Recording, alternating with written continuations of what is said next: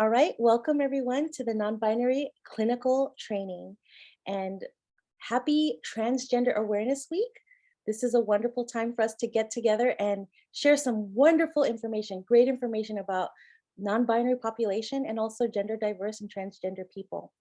So without further ado, let's go forward. The overview of this workshop is going to be the welcome, and I will provide the warm welcome to everyone. Then we'll have Laura Castro speaking and April Taylor-Salery. We will be having a NB Kahoot, which will be a very fun activity for y'all. And our main speaker, Dr. Dee Masci. Woohoo! So that's going to be great. And M the Myth, who is an artist, an entertainer, and also has a wonderful story to share about their non-binary journey. And without further ado, I need to introduce you to Nicole. Nicole, go ahead. Hi, everyone. I am one of the coordinators with Tiki for this event. So before we begin, I just want to let you know we're all going to be given a certification of completion as long as you complete the pre-training survey and the post-training survey. So the post-training survey will be provided at the end of the training. So we're going to post it in the chat right now. Okay, both me and Tiki just posted it. So that's the pre-training survey. Please take 5 minutes of your time to complete that right now if you would like to receive the certificate of completion.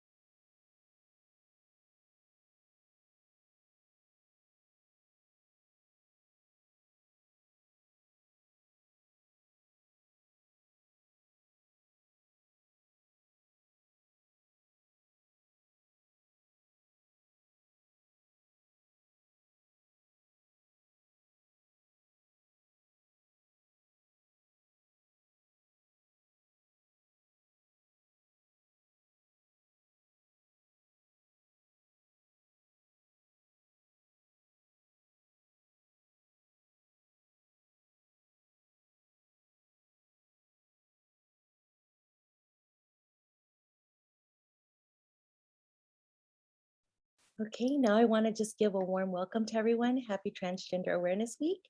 And just a few words. We are being recorded, so if you please would mute your mics. And also, if you want to remain anonymous, turn off your camera and change your name to anonymous or whatever name that you want presented. Most of all, this is a safe space. Be kind, respectful, and have fun. Please save all your questions to the end. We will have some time at the very end for questions. And now I want to introduce Nicole, who will introduce our next speaker.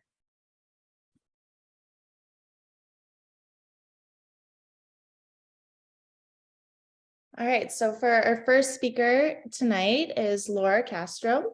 So Laura is an associate marriage and family therapist and has been practicing therapy in San Diego since 2019.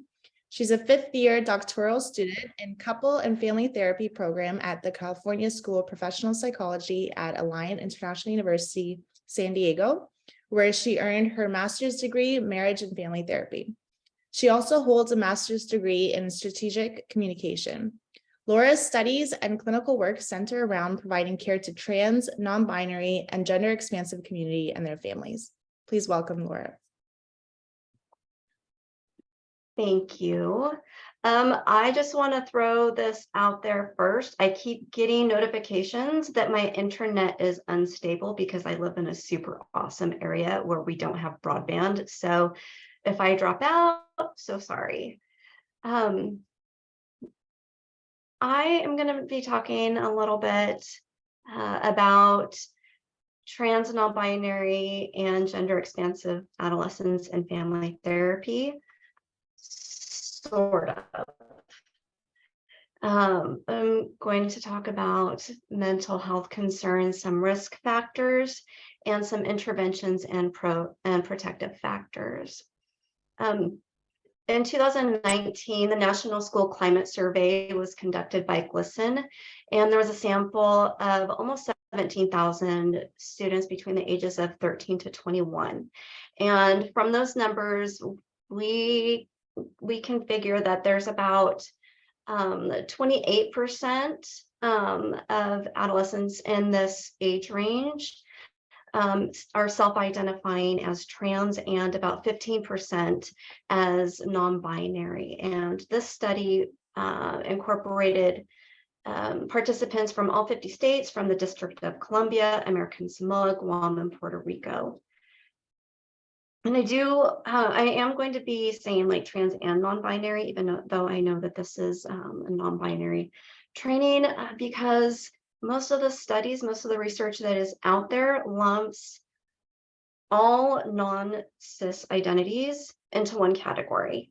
And so the data that I have is the data that I have. And so I just thank you for your understanding with that.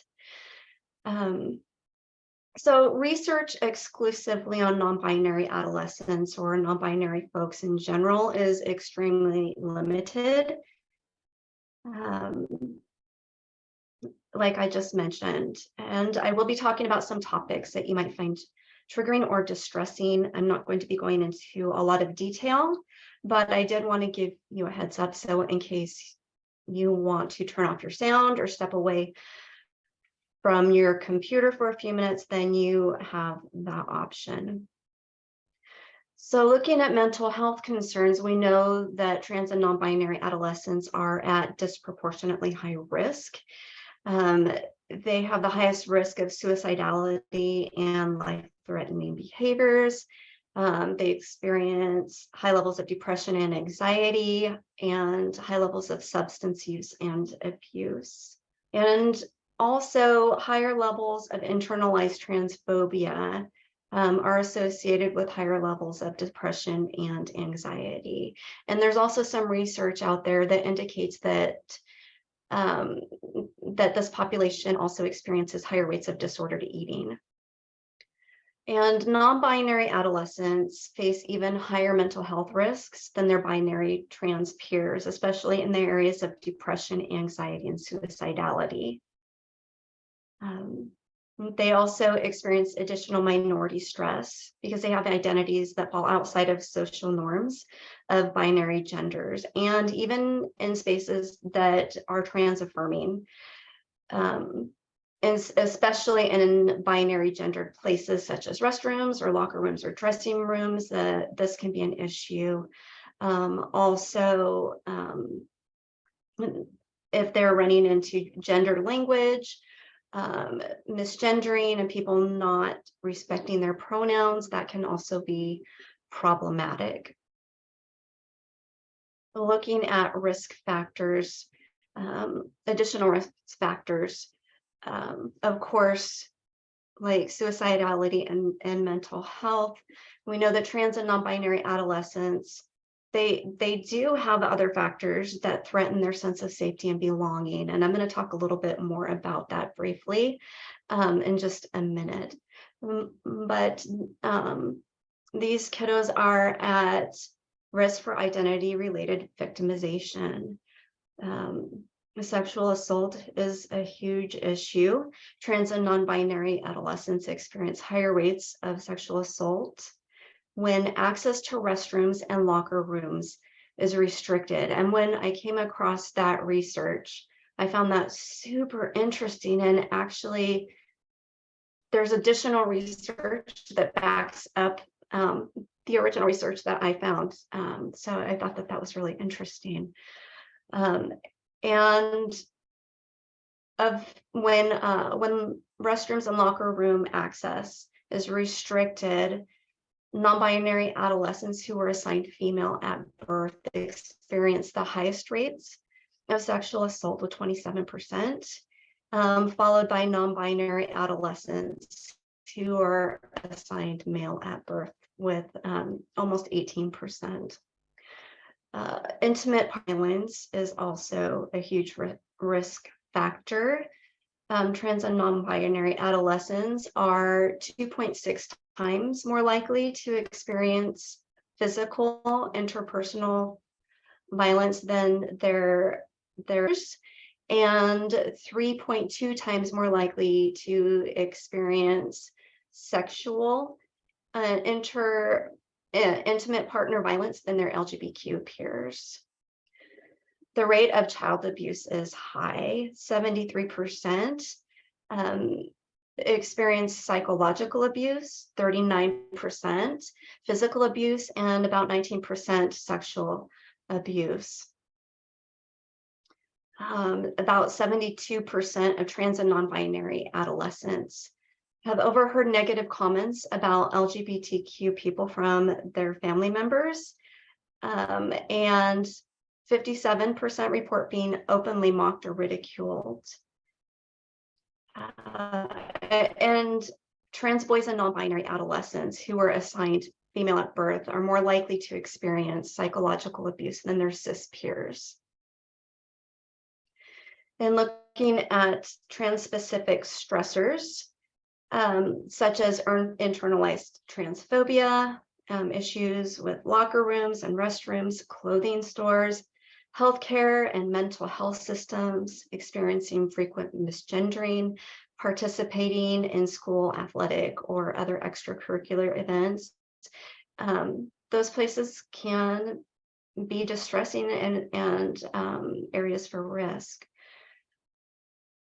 They're also at higher risk for poor peer relationships. And poor peer relationships is associated with experiencing higher risk for negative mental and behavioral health outcomes.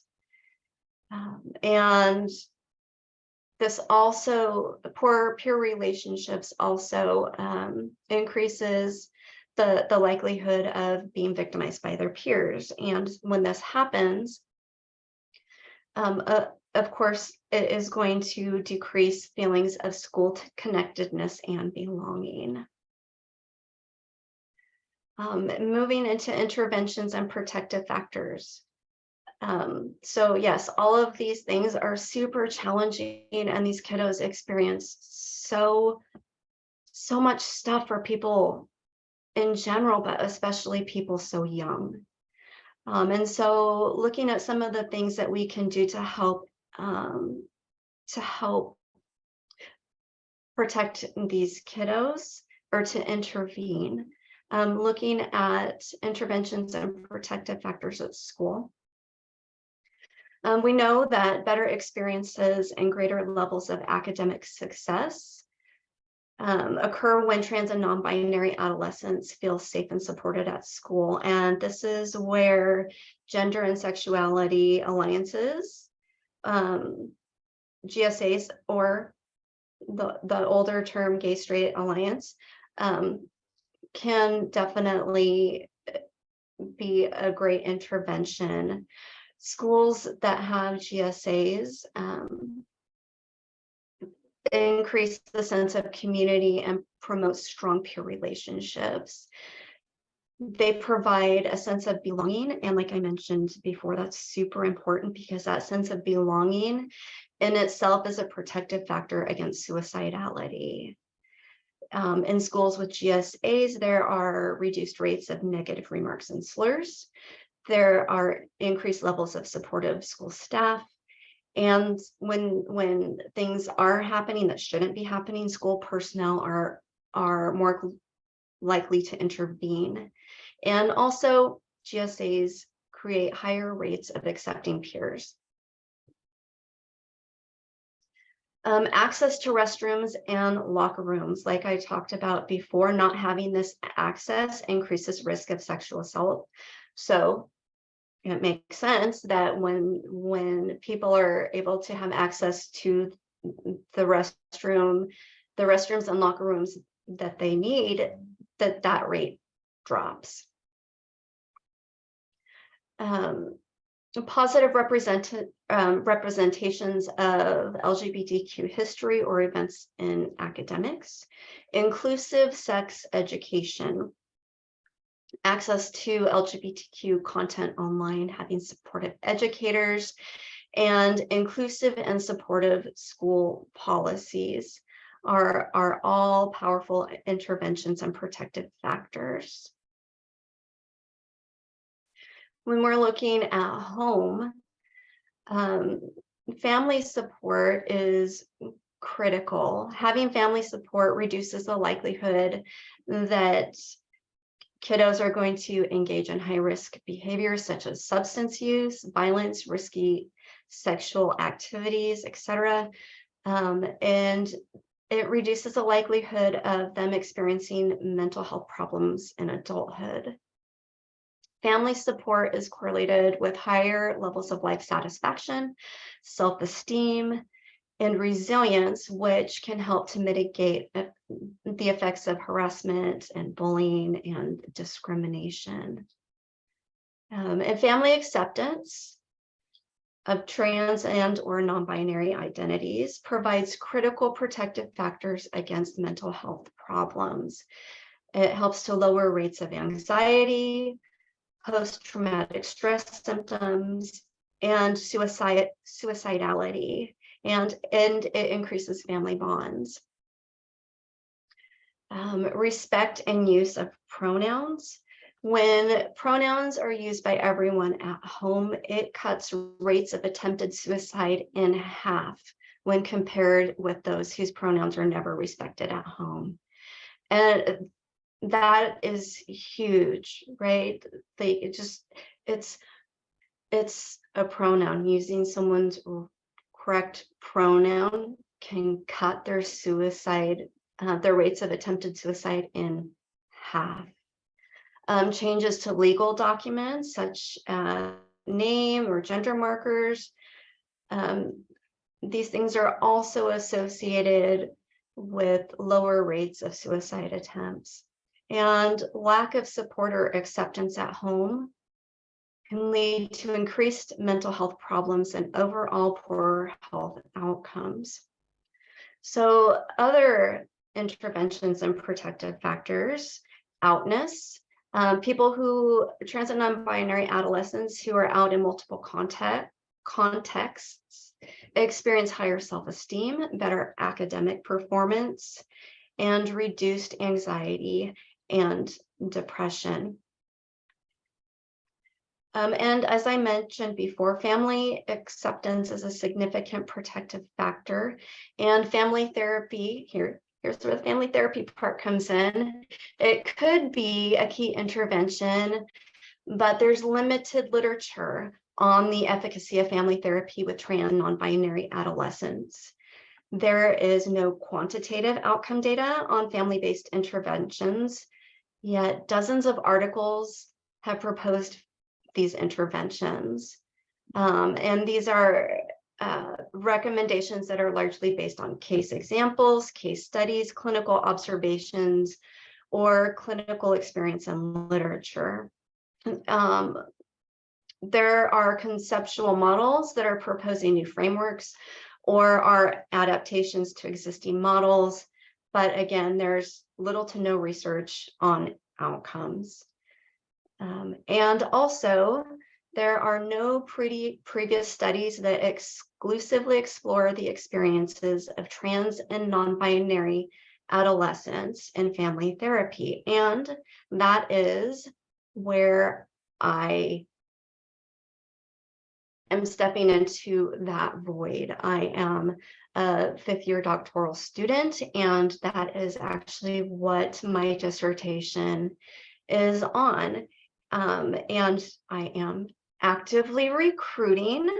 And so I am going to put a copy of my super boring, atrocious, but IRB approved flyer in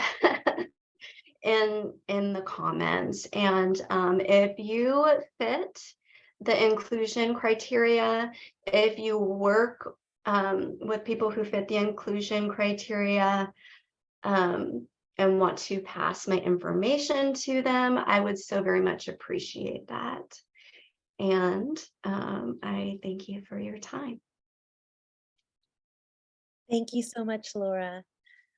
Wonderful information. And please, yes, add the flyer. And for those that are interested in participating, we need transgender research. We need non-binary research. Our voices are barely represented in research. So thank you so much for being one of the people that is contributing to the knowledge that is so needed in our community and for mental health. So now we will introduce the next speaker.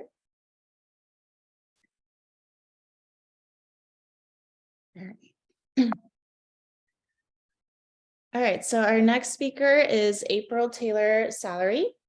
So April is a licensed marriage and family therapist who has dedicated her career and activism to the LGBTQ+ community. She has volunteered as part of our broad for 3 years and served as treasurer the last 2 years, and currently facilitates both of the organization's support groups. She has worked with staff at Fresno State to present information on affirmative LGBTQ+ therapy. In addition, she has provided education to local organizations to help improve the medical and mental health care of LGBTQ+ individuals. She enjoys spending her free time with her family, sewing, gardening, and reading a good book. She looks forward to the future of the organization and the community. Please welcome April. Hello, thank you, Nicole. So as the intro said, I am a licensed marriage therapist who specializes in affirmative therapy with the LGBT community, specifically within the trans or non-binary and gender diverse community. I do most of my activism also within that community, but one of the things that I wanted to kind of talk about tonight to focus on is affirmative therapy and kind of what that means. So in our community as clinicians, or if you are within the LGBT community, understanding that when we're looking for a therapist, that affirmative therapist or affirmative care within their information is kind of a tell that they would be safe. However, there are times when that is more used as like a key phrase versus truly meaning it. And so knowing that most of our audience is clinicians, myself wanting to share of more about what being an affirmative therapist could actually mean. one of those things is being pretty self-reflective, being aware of our own biases and privileges that to help us be more aware of heteronormative assumptions or our gender bias as well. I myself, as a Caucasian appearing cis woman who is also het appearing, I have a privilege, right, that not everybody in the community has. And so using that privilege to also advocate for the community when needed, right? So also within my practice. So for an affirmative therapist and for myself, it's always being an affirmative therapist and allowing everybody that you interact with to know. So in my office, when you enter, there are, I have the Pride Legos set up. There are books, there are brochures for different organizations in town. That way I'm indicating that I am a safe space, that I am aware, but also to other folks that maybe not be in the LGBT community and they may ask questions. And so that I could then help them to challenge maybe their heteronormative assumptions or their bias. Some other things to consider as an affirmative therapist is getting involved, meaning be active in the community, attend events or volunteer in different organizations. If you're in the Central Valley, we have quite a few organizations that would welcome volunteers or board members to those different organizations. That helps you to be involved in the community and aware of any changes. We all can learn the terms, but if we're not actively involved, oftentimes those terms become quickly outdated. When I first began to learn about affirmative therapy, and then when I was in grad school, female to male or FTM and MTF, those were the common terms used for someone who was trans. And that isn't the case anymore. But if I wasn't involved and interacting with the community, I may not know that. And so I would be using outdated terms. So that's the other reason it's important as an affirmative therapist to be more involved. And then the other part to that is kind of being an advocate, really. It's not just about knowing the information and being able to be aware so that that person might be safe, but also doing work in the community to ensure that we continue to make changes to keep that population or our community safe. So doing things like working with the families to advocate for schools, for the students or youth, because I particularly work with youth, to be given their rights and to be kept safe at school and to be given affirmative spaces like locker room access, like the previous speaker mentioned. Then the other part to that is making sure that you provide a safe and affirming place. And one of the best ways of doing that is from the very beginning, allowing your website or your information to be affirming and informative. And then as the person comes into your lobby, having books or magazines that represent the community, and then in your space. The other thing for that is to have affirming and inclusive language within your documentation. So if you have an EHR, so you send them electronic documents for their intake, giving them space to fill in their gender, or offering multiple choices for gender, not just male, female, other, offering non-binary, two-spirit, gender diverse, and leaving a spot where they could fill in if maybe none of the choices match how they feel. Also offering a spot on your documentation for the client's legal name and their name. There is more of a shift lately, which is good, that we're not using preferred name because it's not their preferred name, it's their name. They have a legal name that they may not identify with or feel comfortable using, but then in addition, they have their name, the name that they use. And so in that way, excuse me, it allows for them to notice right off the bat that you're aware and that you're considering that there may be multiple choices, right, for those things. It's not cut and dry.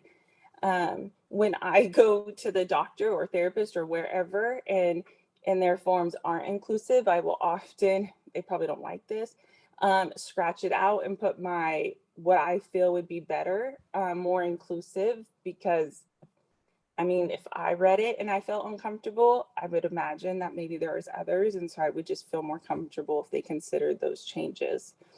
Another thing that I wanted to touch on after considering kind of what we would prefer for an affirmative therapist is writing letters of support for the community, specifically non-binary folks, in that it now at this time is a little bit different than maybe in the past. In the past, for non-binary folks to be able to receive any type of medical, well, not medical, surgical intervention for transition, they would have needed to be on hormones. And now that is very different. Now we can honor a non-binary person's choice to not be on testosterone or estrogen or any type of HRT, and still pursue a surgical intervention for their, maybe they would even consider transition, but to feel more authentic within their body versus them needing to be on hormones. I think the old recommendation was for a year,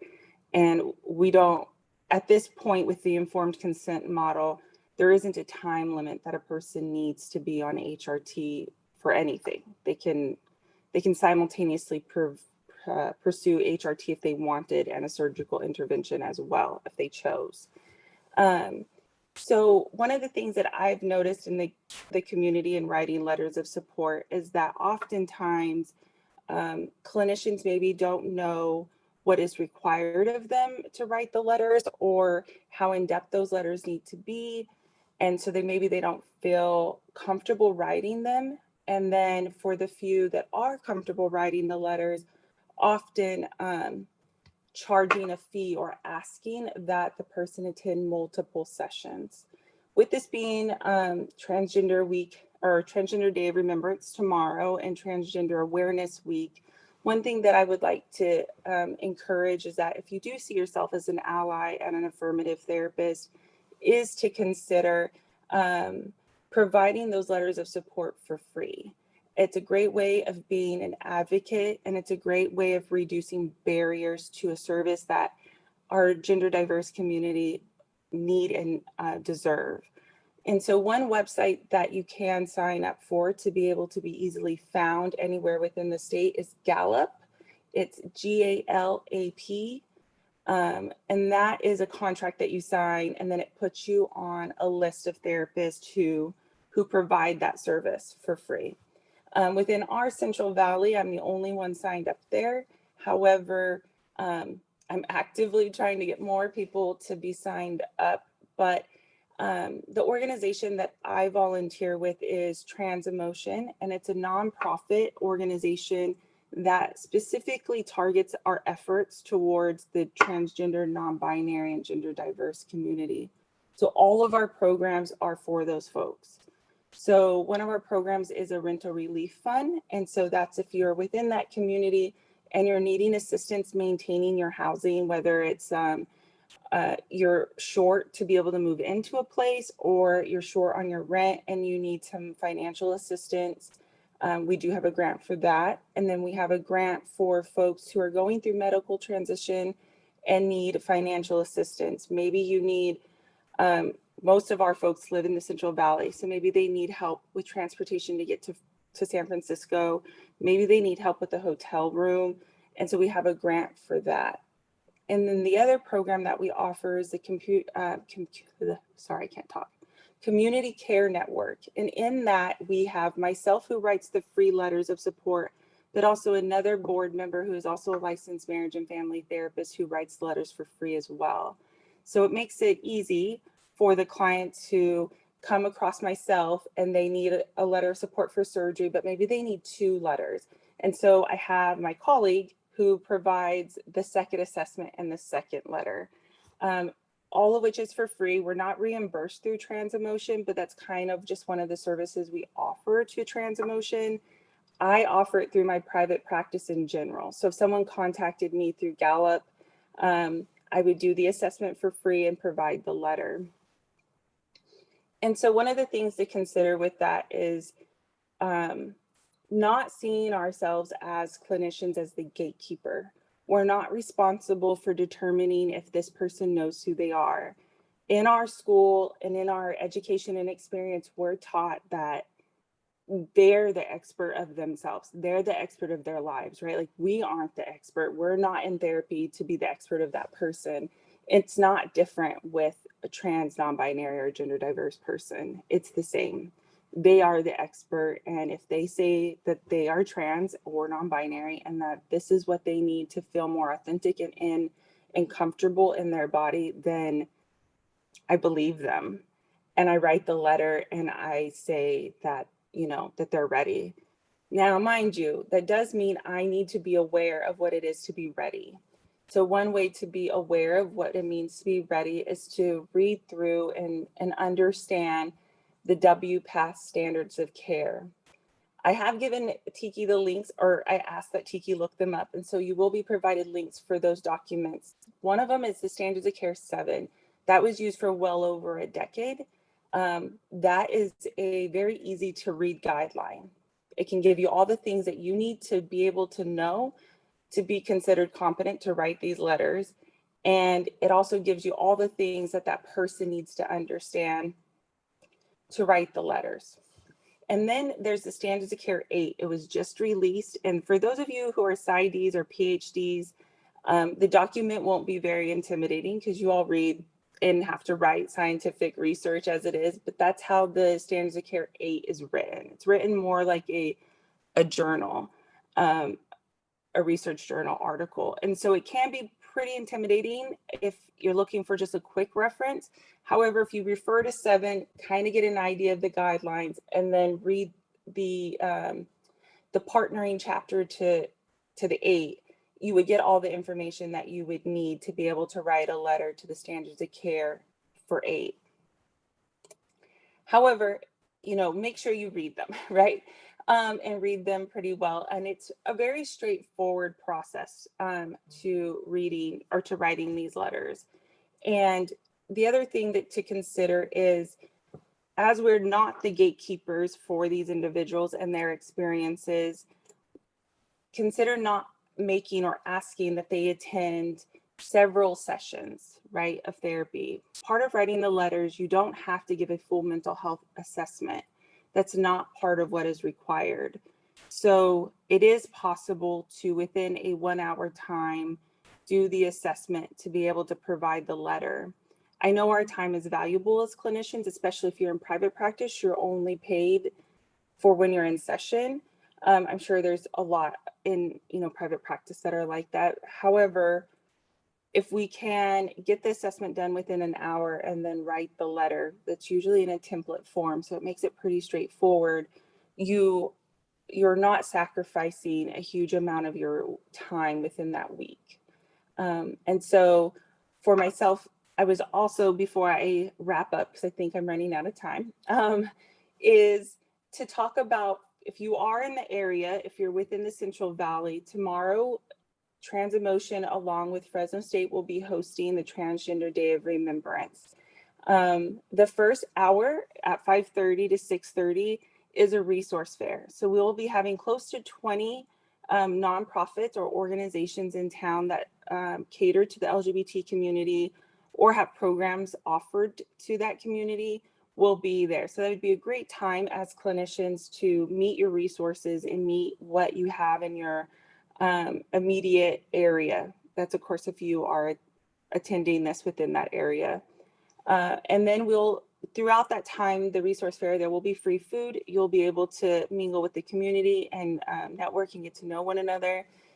Afterwards, we'll have some speakers, performers, and then we'll have the memorial where we honor the folks that we've lost within our community due to transphobia and trans violence. We will be reading their names and giving time to honor them.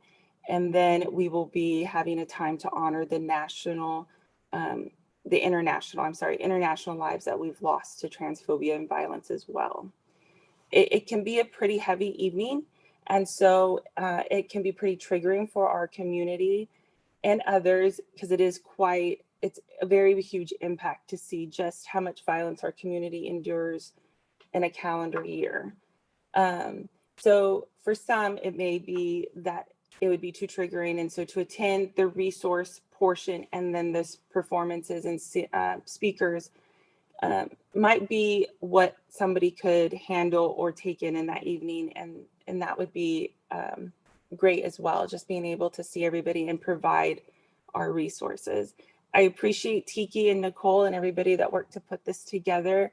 And I thank you for the opportunity to speak during this Transgender Awareness Week. All right, thank you, April. That was amazing. And now we'll move on to a quick activity. It's called Kahoot. So I'll be sharing my screen. All right, so there's going to be a few questions, and feel free to write the answer you think is correct in the chat or just have it in your head, whichever you guys prefer.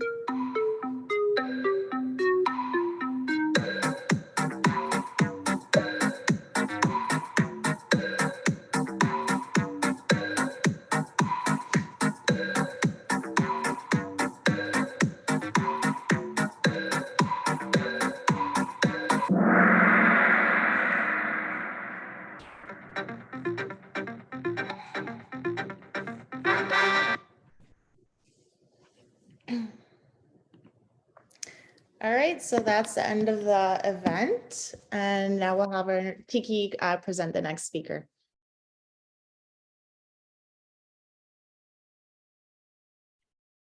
That was so much fun, kind of showing that there is non-binary culture and that there's many different types of representations also in the non-binary community.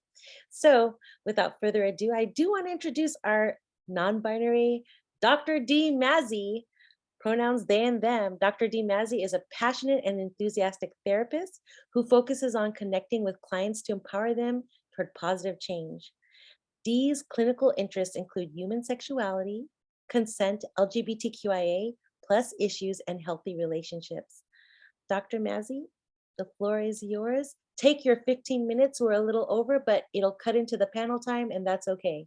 Enjoy. All right, let me share. Okay. So I made a little PowerPoint presentation, and I decided to name it Phototropism, growing toward healthier, happier model of gender experience for this little talk here. So I was looking at all of the different, I was like, okay, how I didn't know how much people were going to talk about the various like gender identities that are under the NB umbrella, which itself is under the trans umbrella. So like you have like multiple umbrellas just stacked up here. So I was looking at all of these and I'm like, okay, reading through what they did, I'm enough of a nerd that I know what a D&D alignment chart is. So I put them all in an alignment chart because they're actually, as somebody who is NB, who works with NBs, I feel like, yeah, I mean, you can just be like, okay, non-binary, but like, what kind of non-binary are you? And obviously this isn't like, I'm not actually saying that like queer equals lawful evil. I'm saying, you know, this is more funny and silly, but I feel like each of the non-binary identities underneath the umbrella have their own like nitty gritty spin on them. So like right in the middle, we've got agender, where there's sort of like, oh, gender, oh no, thank you. It's almost like someone offering a drink to someone who doesn't drink. Oh, would you like vodka or gin? Oh no, thank you, I don't drink. I don't play with gender. I don't, no, thank you. And I also put, you know, in lawful good, I put gender agnostic, because that was one of the things that I saw when I was Googling a lot of stuff and really like getting into some of the nitty gritty and being like, how do I want to present this information? Gender agnostic is sort of this idea that gender is seen as almost a religion, right? It's somebody else's beliefs that are then transferred onto you by the wider society. So gender agnostic people are like, oh, I don't observe gender. You know, like I'm not Jewish, I don't observe Hanukkah.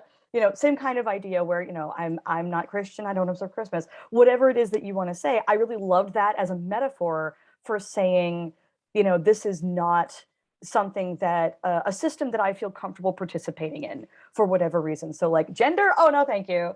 I put that one up there. I love lawful neutral for bigender, because, you know, bigender is like, well, I am, sometimes it's like, oh, I feel male, sometimes I'm female.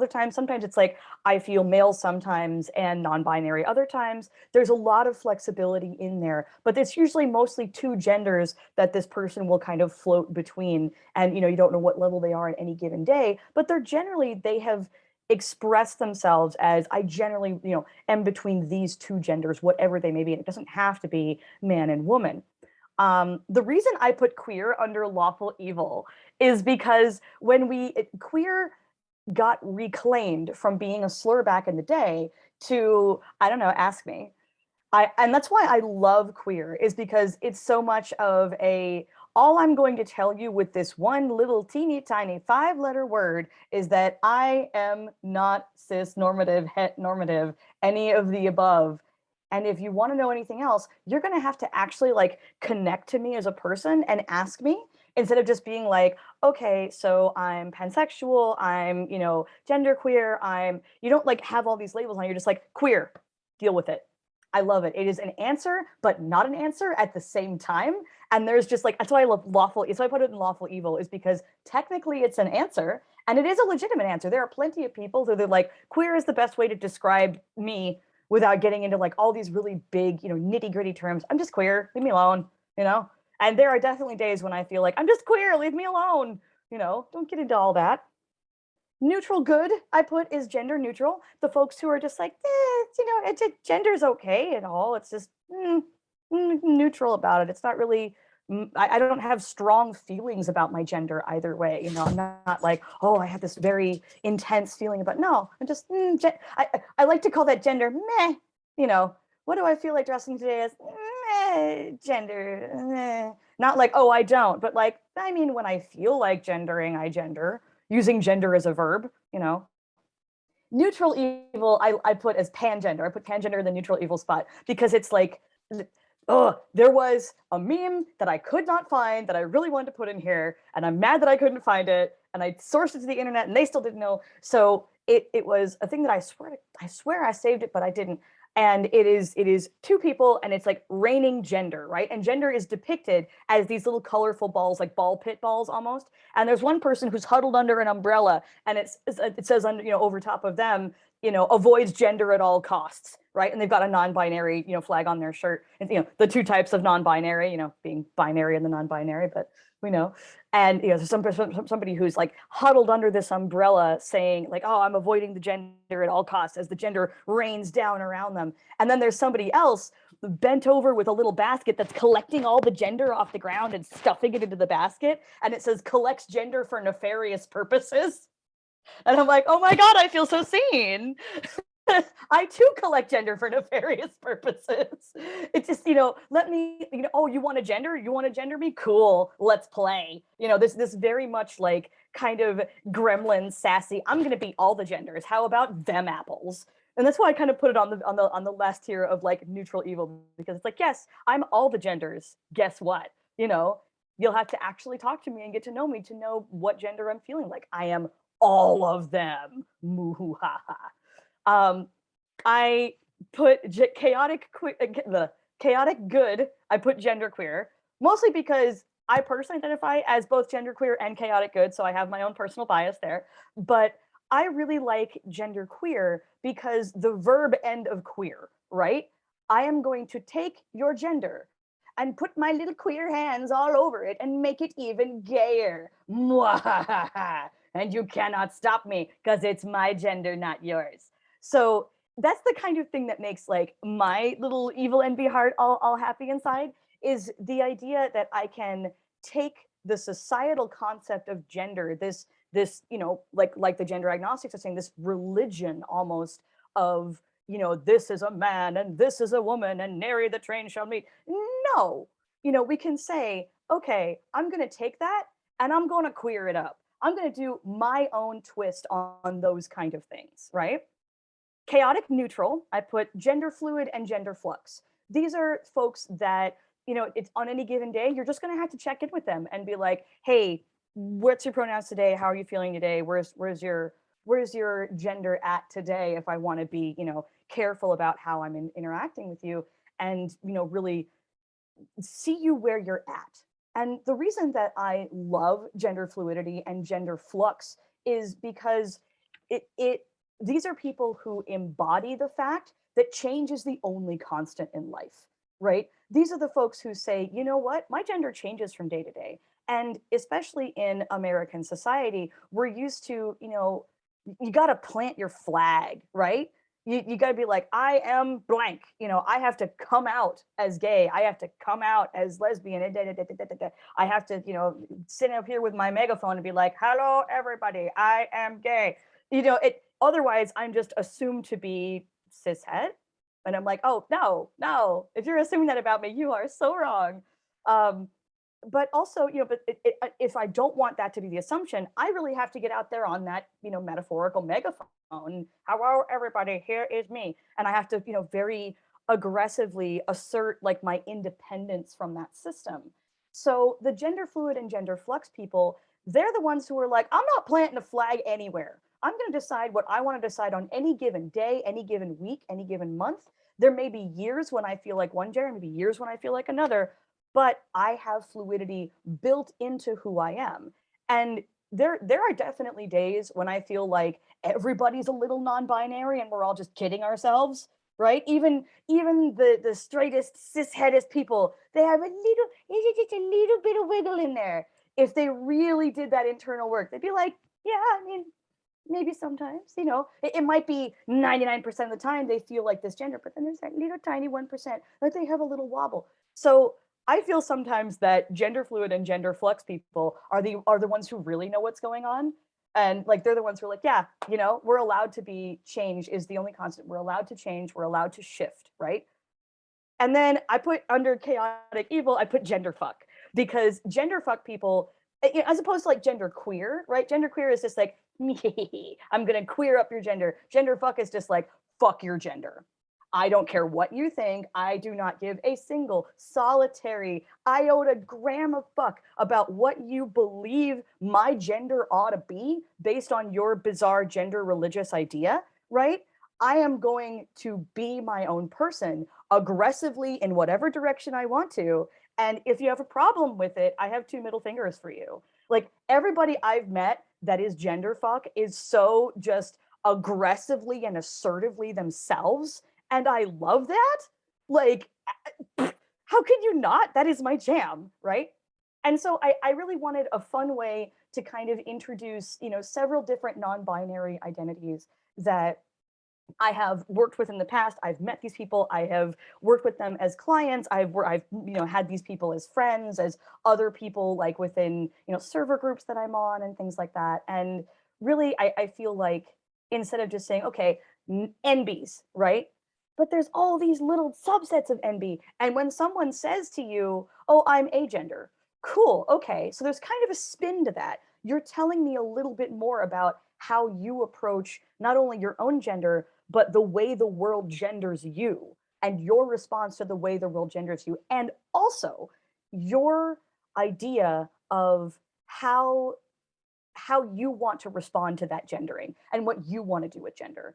All of these have a very different like feel or texture to them, especially in therapy and when you're working with folks. If you've got somebody who's just, I am very gender neutral. Okay, so that's going to be a very different presentation from a client who's someone who's just like, I'm gender fuck. Like, yes, give me. Those are going to be very different, experiences as the clinician working with these folks. I'm going to check the chat real quick just to make sure I'm not missing anything. Yes, bueno. High holidays only gender. Yes, this is why I check this. Okay, good. I haven't lost anything. All right. So also I put just a they them causing mayhem over there in the bottom corner over near the chaotic side of the spectrum, right? Because we got the people who are like, oh gender, I just don't. And then you got the people who are like, yes, give me all your gender. Watch what I do with it. So I do love, I am as somebody who's a genderqueer person, I realize that I am the fly in the ointment. I am the problem. I am the squeaky wheel. But it's like I am so, aggressively polite about it that I'm like, nope, it's they, them. It's not she, her. You're wrong. I mean, you can call me she, her all you want. You're wrong. I'm not even going to get that mad. I'm just going to aggressively correct you because you're wrong. Like, sorry. So I like that, I wanted to give like kind of an interesting way of presenting these different identities, because if you do end up as a therapist working with somebody of one of these gender identities, there is going to be a little bit of a difference in how they interact, not only with how the world genders them, how they want to present their gender, and what they do with it. Okay. And also I put NBs to watch out for as a direct, very old school lesbian reference to Dykes to watch out for, which is the OG Alison Bechdel comic strip that ran for years and years and years and years and years. If you've ever heard of the Bechdel test, which is something where it is two women in any movie ever, right? Two women on screen talk to each other about something that is not a man. You would be disgusted at how many movies do not pass the Bechdel test. And it became like, literally, she wrote a comic strip about this, and she's like, and like literally the characters are like, yeah, I don't really go to a movie unless I know that it's going to pass like my test here, because I don't want to see, a movie that's entirely focused on the male gender. I want to see these are lesbian, cisgender lesbian characters talking to each other. And they're like, well, what was gosh, I can't even think of a movie. What was the last one that you saw that did that? And they were like, Alien. Like, which should tell you, like, go Ridley Scott. But the fact that we have to watch Alien to see, two women talking on screen about something that is not a man is a little bit of a shocker. So, NBs to watch out for. So these are the criteria for gender dysphoria in the DSM, right? And most of us have seen these before. We're at least vaguely familiar with this idea. And this is one of those things where, how do I put this? It is a necessary evil, right? Because we live in America and, health insurance is not a right. So it is a privilege. And if you want your insurance to cover anything related to your transition, related to the mental health that comes with transitioning your body, what a concept, right? People enjoy their experience on the planet more when their body aligns with what they feel in their head. No. So we all understand this, but insurance, they're just like, well, if it's not a disorder, we're not going to cover it. So we have to have horrible trash like the gender dysphoria in the DSM. And this is actually, sadly, a decent update in the DSM-5 from gender identity disorder. Like, you're telling me my identity is disordered? Shut up. My identity isn't disordered. I'm fantastic. You're the one who thinks I have a disorder. I'm great. So my disorder is that other people don't respect me. So they have dosed it down to gender dysphoria. And the idea is that if you can get diagnosed with this officially on record, you may be able to have coverage within your health insurance, which is fantastic, right? But if we look at it, we say, okay, a marked incongruence between one's experienced or expressed gender and their assignment at birth of at least 6 months duration, as manifested by at least 2, right? So, this idea of like, okay, primary or secondary sex characteristics or the anticipated secondary sex characteristics, a strong desire to be rid of the primary or secondary sex characteristics, a strong desire for the sex characteristics of the other gender, right? A strong desire for to be of the other gender, or some alternative gender different from one's assigned gender. And I'm like, okay, you guys tried. You tried to have the non-binary inclusiveness. You tried. And sometimes when I see people and I'm like, you know what, bud, you're trying. It's better than not trying. Every little bit counts, right? And there's also this, a strong conviction that one has the typical feelings and reactions of the other gender, or some alternative gender different from one's assigned gender.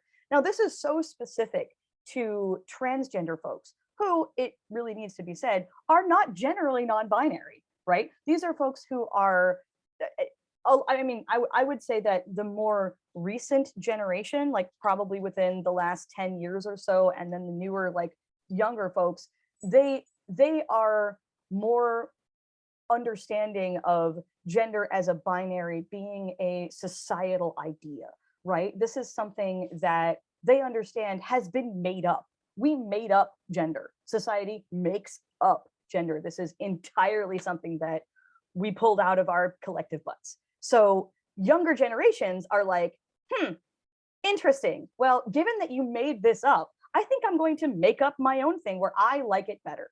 So the younger generation is more aggressive in deconstructing these societal concepts, whereas the older generation of trans folks who really had to fight to even be accepted as who they were and understood, right? They were the first wave, right? This is, I would compare it to, the suffragettes, right? These are the people who the first wave of we deserve a vote and we shouldn't be disenfranchised as women because we want to vote for things, right? We want a voice in how our country is run. It's very similar, I feel like, at least on a metaphorical level. And when you look at the differences, you will see that often older transgender adults are very binarily gendered. They're in that, they will sometimes say to the younger trans folk around them, well, I mean, if you want to be called she, you better start wearing skirts. You really need to aggressively gender yourself if you want the world to reflect that gender back to you. You can't look gender neutral, or whatever gender neutral looks like, if you want someone to respect your gender. Whereas the newer generation is like, you should respect my gender no matter what I'm wearing. Why is that such a hard concept? So there's definitely that generational difference that you see. And a lot of older trans folk are very binary, whereas I feel like the newer generation are a little more flexible on that, but they still are very binarily gendered. I am blank, I wish to be blank. They set their sights on the hill and they conquer it and they plant their flag and they say, I am girl. Yeah, you damn right you are. You know, like we respect that. We respect, I mean, even the NB people respect the gender binary folks where it's like, no, that's you, bud. You do you. You respect me, I respect you. If you have a binary gender, that's cool. It's not me, but it's good that it's you. So that's what we've got for the DSM gender dysphoria. It is a necessary evil. It exists because we need to cover things for healthcare, right?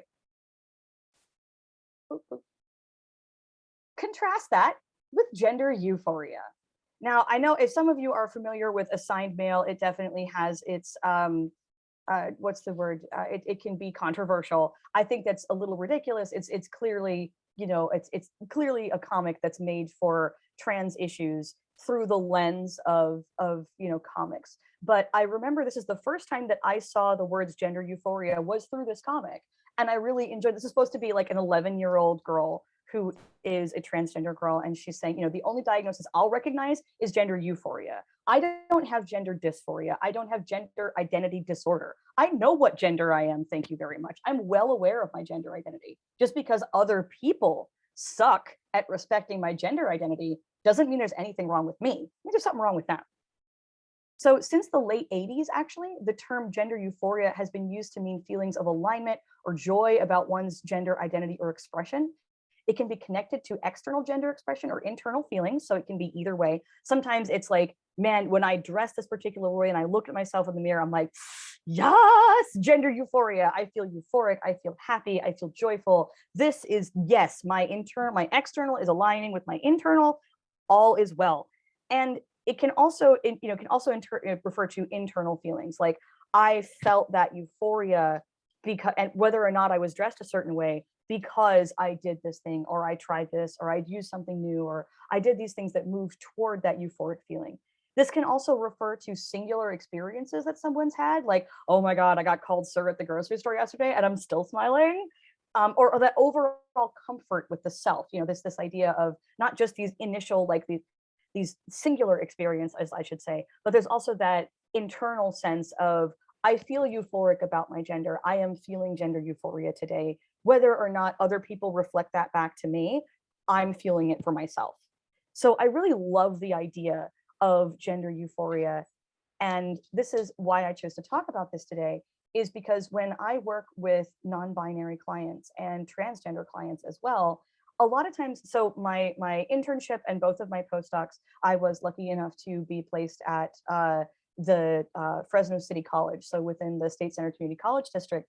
And I'm working with folks in the Central Valley, which is not exactly known for being like, you know, super open-minded, right? And we're in Fresno. So it is the big city that all of these little farming towns feed into. And so, I mean, I'm working with people whose parents literally emigrated here and picked strawberries so that their kids can go to college. Like that is the level of you know, upward movement that we're seeing here. These are people who this is their first chance to really get into that higher education as a family, as a generation. They're able to access that. And it's also sometimes their first experience outside of a very traditional environment and a very, very traditional ideas of gender. And so I would work with folks who started off as non-binary in a way of like questioning their gender, like, you know, queer questioning, you know, with that Q at the end, LGBTQ, right? Questioning is a thing. And I feel like a lot of the folks who used to be questioning are now falling into the non-binary category because it's like, oh, I don't have to pick it. Oh, thank God. Okay. So I'm just NB, leave me alone. I'm questioning and figuring this out.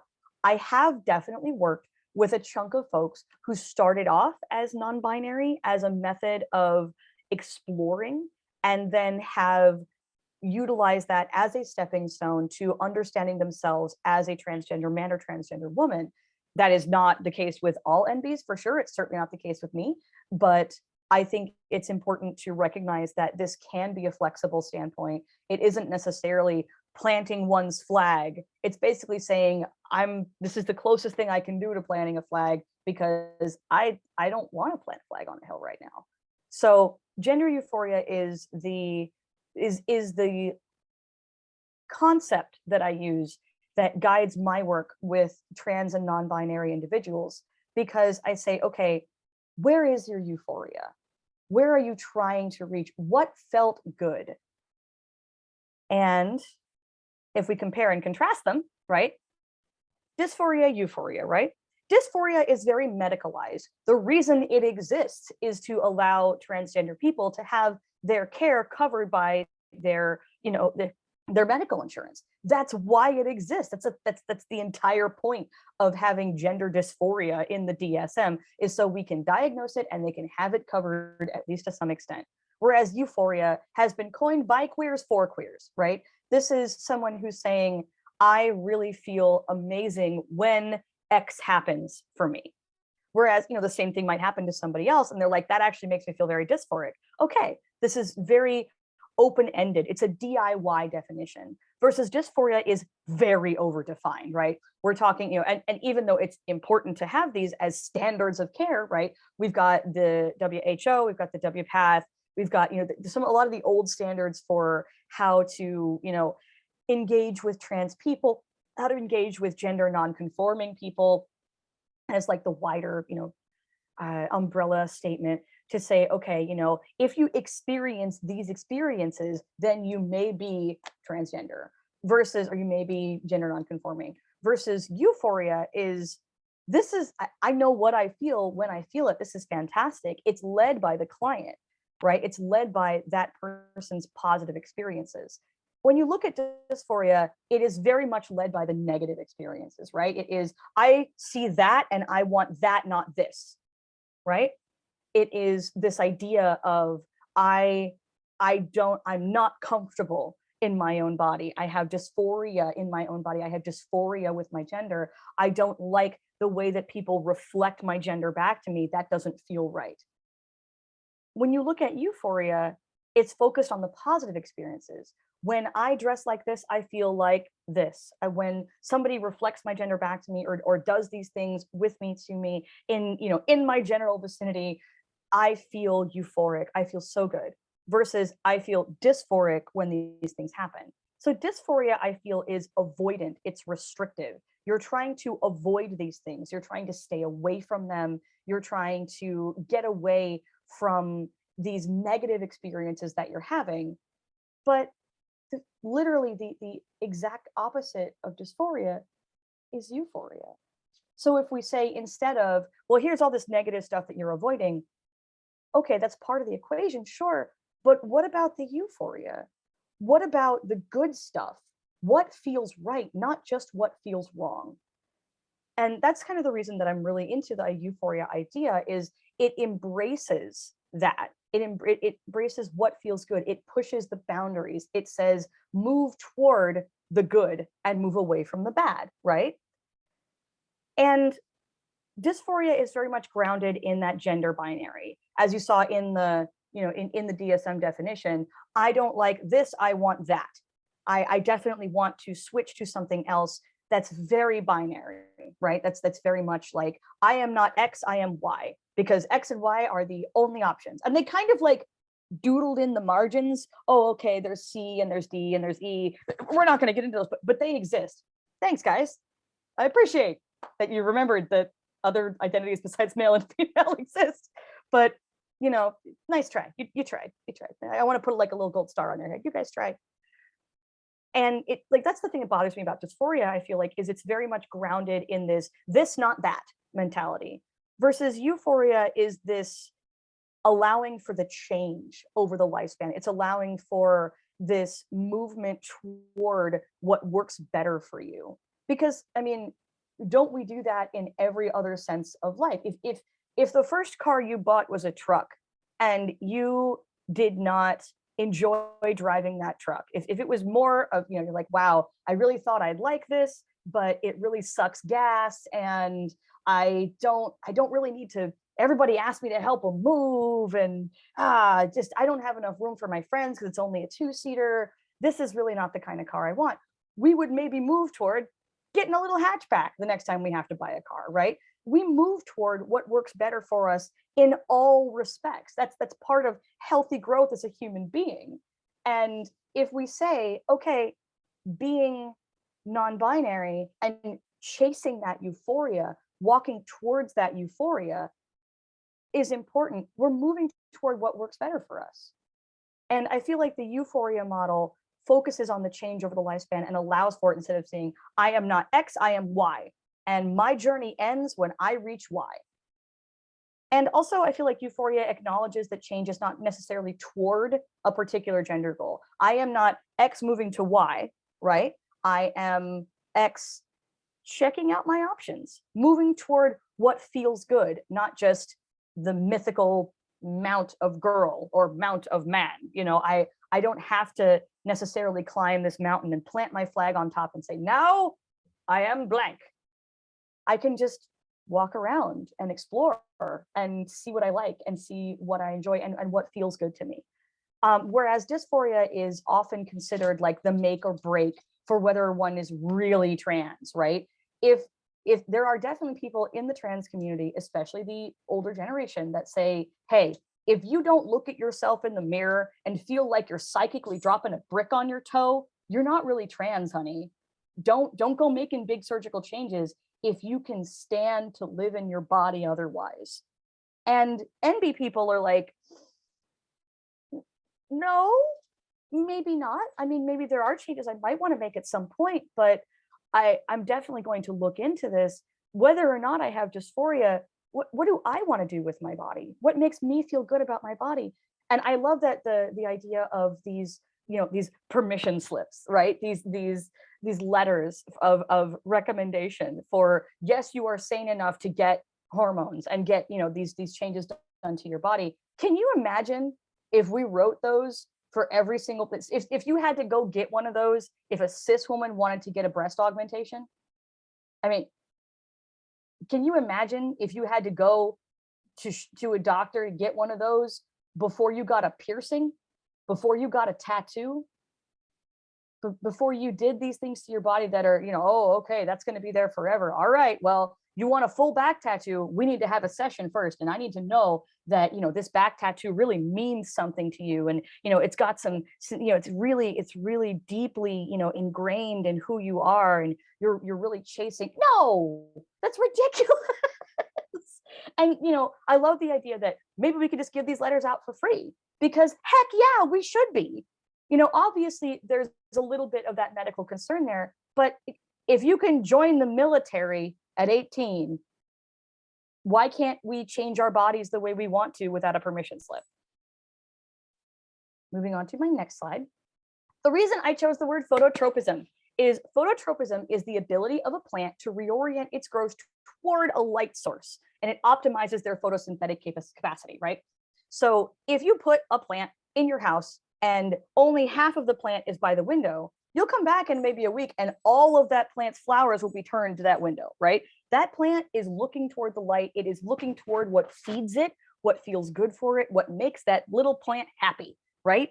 It really wants that direct connection with its literal food, right? This is literally the sustenance that plants, because they photosynthesize, right? It's optimizing their photosynthetic capacity. If we use that as a metaphor for affirming gender exploration in therapy, like that affirmative therapy that was talked about before, non-binary people will follow what feeds them, regardless of whether it falls within the pot that they're planted in, right? I have seen plants that have been let go for maybe a little too long and they're like squashed up against the window, right? They're like, give me all of the sun, I need all of it. And they're grown completely out of their pot. They're like 2 feet away from the pot, just smashed up against the window, being like, give me the sun, give it to me. And that's what I love to see about NB and transgender folks, where they're just pushed toward what feeds me, what feels good, not just, oh no, I'm avoiding the dysphoria, I'm avoiding the stuff that I don't like. I am actively walking toward the stuff I do. I am actively exploring the things that make me happy and the things that light up all the little lights on my mental health board. what pleases me, what works well for me, instead of just what sucks for me. I'm going to check the chat real quick just to make sure that I have not. Oh, good. I'm glad you like the metaphors. And common NB troubles in therapy that I have seen, and also that I personally have dealt with as an NB person. Difficulty finding cisgender partners who recognize and respect the non-binary identity, right? So there are a growing number of cisgender men, especially on dating apps, who will be like, oh yeah, no, I'm totally fine with non-binary, because in their head, they're just like, oh, you're a girl, but you're quirky, because all they care about non-binary is they want AFAB people. They're like, as long as you have the right genitals, I don't care what you call yourself. And yeah, sure, I mean, I'll use they, them for you. I'll call you whatever name you want to be called. But it's fine as long as you have the right genitals. As long as you're AFAB, we're cool. And obviously, instead of gender essentialism, that's genital essentialism, right? And this idea of like girl but quirky, girl plus, no, I am not girl. I am none of these things. So there's also that impact on the sexual orientation. And you will, I feel like especially the newer generation has really had to grapple with this. The idea that I personally feel that I am aggressively weird enough that if a cisgender het man tries to date me, I'm like, okay, like you can try and date me, but you realize I'm gonna make you gayer. You know, like you may just have that self-work creep up on you and tap you on the shoulder and be like, bro, maybe you're not fully straight because you're dating somebody who's not a cisgender woman. So that self-work can sometimes creep up on people and make them very uncomfortable. And there is, I feel, a growing subset of folks who say, hey, listen, if you want to date me, you can't identify as straight anymore. I'm not comfortable with you being like, oh, I'm still straight, this is totally normal, because that implies that I'm a woman and I'm also straight, and I'm not. So the fact that you are not doing the self-work to think about your gender when you're interacting with mine in an intimate fashion, interesting. Maybe that work needs to be done. And also, I have heard from a great many assigned male at birth non-binary folks that there's no respect for that. There's not a lot of respect for folks where it's like, oh, you're AMAB, okay, nah, you're just a dude. There's just a lot of pushback, I feel, still in the AMAB non-binary category. Another common NB trouble is misgendering, as we are all very aware of. Now, I definitely have seen this as an intentional microaggression, right? I feel like we've all at least observed that once or twice, where you're like, wow, bro, really? You're just gonna be like, I said she, her, she, her, her. And I'm like, you're wrong, but okay. I'm not gonna sit there and fight a losing battle with someone who has no interest in respecting my gender. But also the thing that I find is more the problem is the unintentional but still painful by people who are maybe long-term friends or long-term partners. I'm struggling with this in my own friend group because I came to the understanding of myself as non-binary and started using they, them pronouns about 2-3 years ago. And I've got folks in my life who've known me for like 12 years. And so like only a quarter of that time have they been like, no, right, shit, it's they, them. And even though I know that there is absolutely no malicious bullshit inherent in them accidentally she-herring me, there is definitely that feeling of like, when they do it. It doesn't hurt the same way that much misgendering would maybe if I was more on the transgender spectrum, but it's like having a rock in your shoe. It's annoying. You want it to stop. I have joked that for when we do D&D night, I'm actually going to get I'm going to get a little squirt bottle from the dollar store and squirt them if they misgender me. And then also there is that constant application of the gender binary. And this is just out in the world, right? You're walking into a grocery store and someone says, excuse me, miss. And you're like, you don't know I'm not binary. I'm not going to get mad at you. You're going off what you see. You think you're being polite. Why would I get mad at you? But it does definitely impact, right? There's that moment. And there's the societal pressure of like, oh my God, just pick a side already. And then also the idea that the picture in people's heads for non-binary is androgynous, white, and thin. So we know that that's not true, but people who fall outside of that get misgendered more often. And on the right side, we've got this super old Animaniacs cartoon with Yakko, Wacko, and Dot, where Noah is saying on the ark, I need one of each gender, and Yakko is saying I'm male, Dot saying I'm female, and Wacko's like other, because there have always been non-binaries. Clinical tips for working with non-binary folks. Stay curious. So exploratory questions like, what is it about this particular gender that appeals to you, right? So if I've got somebody who comes into my office and they're like, I identify as a gender, awesome. What led you to picking that one out of the like dozens of gender identities? I want to know about this process. I want to get into the nitty gritty of why that one resonated enough for you that you were able to look at and go, that one, I like that one. And let's get into that and why that was interesting for you. Staying humble. This is not about how you can understand the client, right? This is not for the very, how do I put this? What's the word?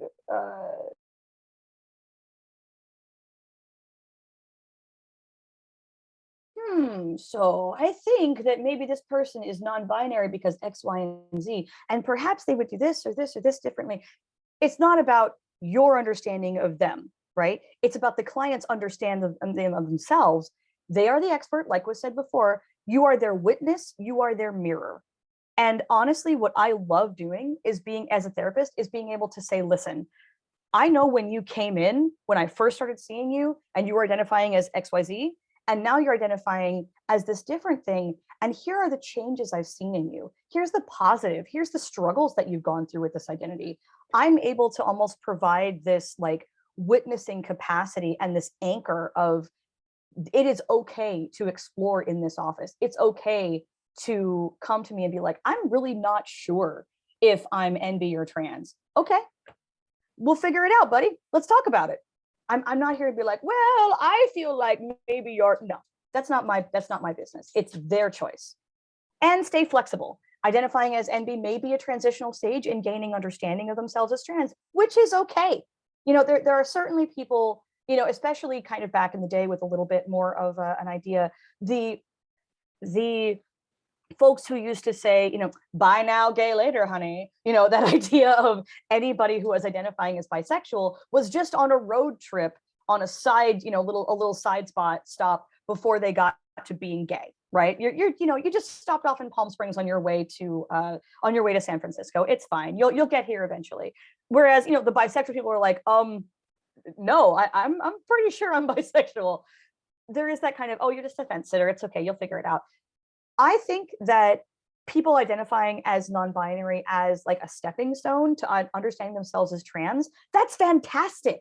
To me, that says the system is working as intended, right? The idea that we can have that flexibility, that we can have that change, that we're understanding that it isn't just about, you know, summiting Mount Girl and planting your flag on there and saying, all right, now I'm a girl. You don't necessarily have to do that. It can be about the journey and not the destination. And I feel like that says that things are working well. And that is the end of what I was talking about. There's another plant that has, you know, decided that it's going to take a little trip over to the window to find the things that that work well for it. My email address is dmasci@gmail.com if you have questions for me or anything like that. And, you know, having the courage to follow your bliss, having the courage to say, this is what works better for me and this is what I want to do. That's definitely what I kind of push in my therapy, and that would be kind of the thought that I would want to leave everybody on. So I'm going to stop screen sharing. Dr. Masci, that was amazing. We were like texting each other, like, should we stop, Dr. Masci? I'm like, no. This was just so much information on how to be affirming and work with non-binary people. I just so appreciate the journey, right? Talking about the exploration, because I know sometimes I really feel that way. I feel like sometimes people want me to do something and I'm like, I'm already just being me. Right? Just be me. I will wear my Can I just be myself? Thanks. Yeah. Like do I have to gender for your comfort? Oh, no, right. thanks. the problem isn't getting me to talk, it's getting me to shut up. So I will officially shut up and let you guys continue with the next person, your next speaker.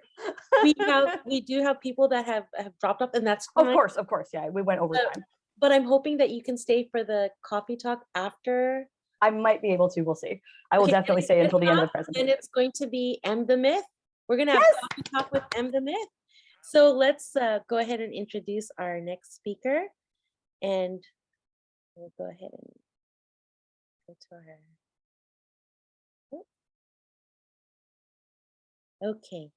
M the Myth is a pop star revolutionizing live performance and paving the way for a new genre, queer pop. M the Myth was awarded Most Innovative Music Video for their single Pray at the 2021 Wavy Awards, featured in Variety, mentioned in Forbes, The Hollywood Reporter, The New York Times, Billboard. While living in New York City, they were the recipient of the Standard Alumni Artist Grant in 2019 and the Brooklyn Arts Council's 2020 Fund for artists for their original concert, Hymn to Them. M is passionate about community leadership and LGBTQIA+ issues. Go on Spotify to listen to their new single, Drowning. It launches tomorrow. And with that, before I bring M to the stage, I guess, or their Zoom stage, I'm going to share with you Pray, which is one of their soundtracks. So let me go ahead and turn to that and stop share.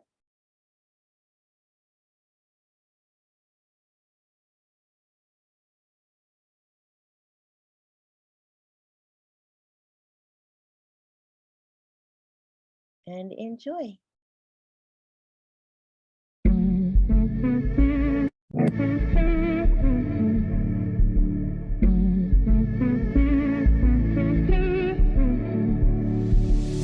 Boys will be boys, but they'll regret if they hurt me. Black tie affairs, wolves gather to hunt me down. I'll take control of them.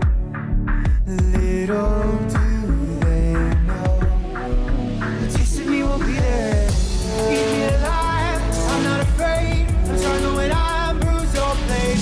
One kiss and you'll be my prey. Rip me to shreds, I'll take my revenge. Got you to my seas, so I say, one kiss and you'll be my prey.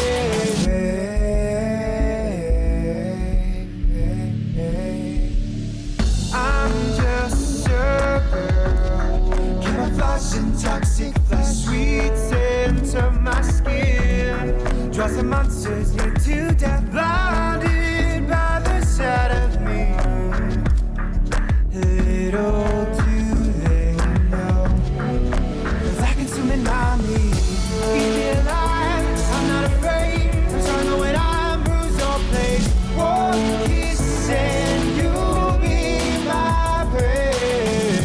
Rip me to shreds, I'll take my revenge. Got you to my seas, so I say, one kiss and you'll be my prey.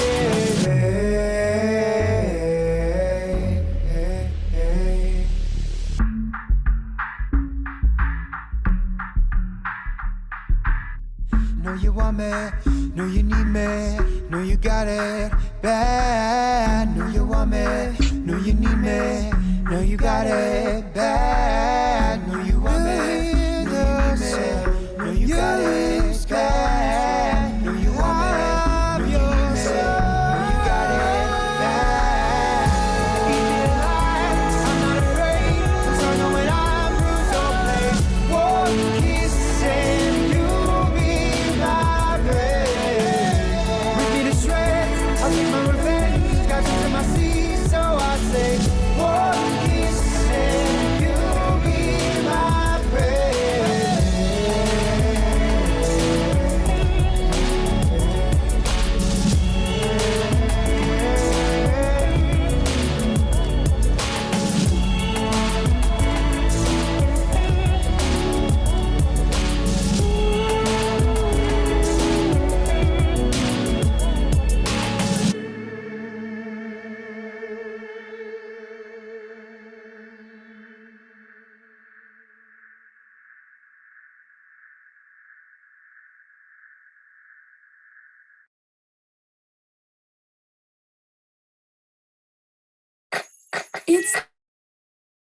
I gotta ask, is the pink outfit satin or latex? It's driving me nuts and I can't tell.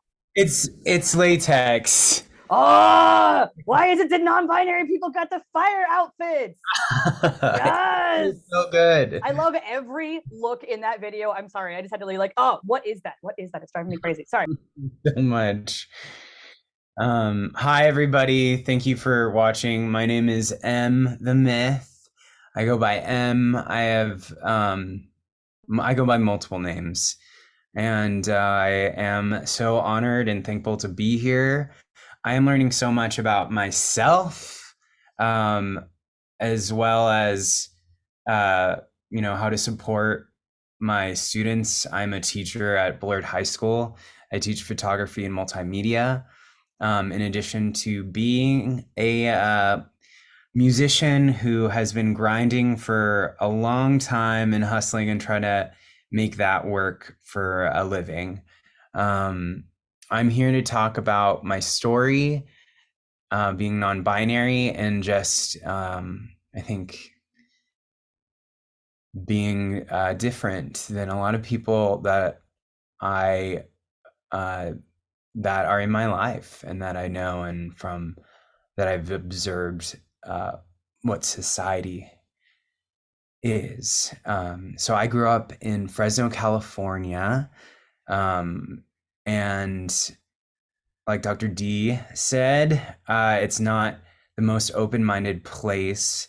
And my parents wanted me to go to Catholic school, and they sent me to, because they both have, my dad's from Laos, I'm half Hmong, and my mom's from Ohio, and I'm half Croatian, and they met in Fresno. And there's some interesting stuff there that I won't go into just yet, but I had supportive parents growing up, and I was very interested in like quote unquote feminine toys, and I was very expressive, and I followed my light. I was like, these beautiful pink and Barbies are exciting to me, and I brought them to my daycare at like 3 or 4 years of age, and I dressed up as the Pink Power Ranger for Halloween, and kids bullied me, and I got a lot of a lot of the administrators and teachers hated it. They hated what I was stirring up in this like daycare for children. And I remember around 3 or 4, I told my friends, when I turn 14, when I'm about 14, I'm gonna kill myself. I'm gonna take my life, because I'm sure at the time I was like, that's like such a good plan. Like, that's enough time to live like 10 more years. But I'm sure my mind was like, this is crazy. Like, why are all these adults, or this is wild, all these adults are like fighting with just like me wanting to express, to share my light. And that was obvious to me. Like, I wanted to share my light and what I loved.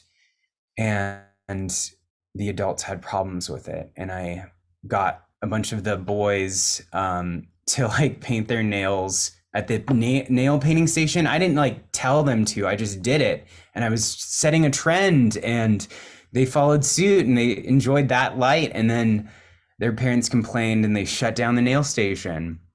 And it was so sad. And then they told me I couldn't bring, I had to bring more neutral items to school. So my mom asked me, what do you want to bring? And I told her I wanted to bring an egg, because I guess, I don't remember this, but I brought an egg, and she was like, we should probably hard boil that egg. And I feel like, when she told me that, this year, I was reminded of that story. I thought, NBs are amazing. We're on like the leading edge of human evolutionary thought, and we're creating waves with just who we are. Like, I don't have all the academic or medical language. You can't gender an egg. You can't. Yeah. And it's like, once that egg is born, like, you know, it's like represents all this potential too, right? Like potential to be something, whatever it wants to be. And you can't put limits on that. And essentially we are all that at every moment. And I do think my gender is more of, I haven't reached that moment, and I don't know if I ever will, where I want to put a flag down and say, this is who I am, this is my gender, because I do believe it changes. But at the same time, I'm in a very conservative environment at the high school I teach and at the city I live in. And they know me as Michael Vang, which is I call it my given name. It's also my legal name, but I go by M, and I also go by M the Myth. And it doesn't feel like, at some point a few years ago, I felt you can't go by Michael. And I felt, you know, this is wrong and you're being dishonest and distrustful. But I realized that there is a part of me that honors the way, like, that honors my masculinity, that honors like this history of like who I used to think I was, or who I was in that time, which was like a straight man, but also a gay man, but then also like so much more. I was just an energy, and that's what that name represents to me. And so I code switch a lot, and I don't.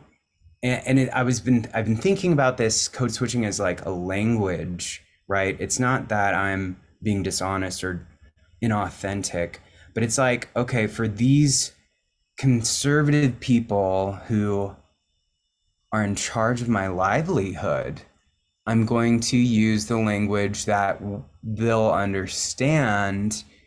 And I do believe that who I am is beyond gender, in a sense, and that they can see that. And as I feel safe revealing who I am to them, and as I deem them worthy of knowing who I am, that they might be more open to the idea of who I am as a non-binary artist. And so that language I feel comfortable with, and I just continue to explore I'm continuing to explore who I am. And music, as you've all seen, has been this path that has allowed me to embrace so many identities, and makes me feel safe and free, and that gender euphoria,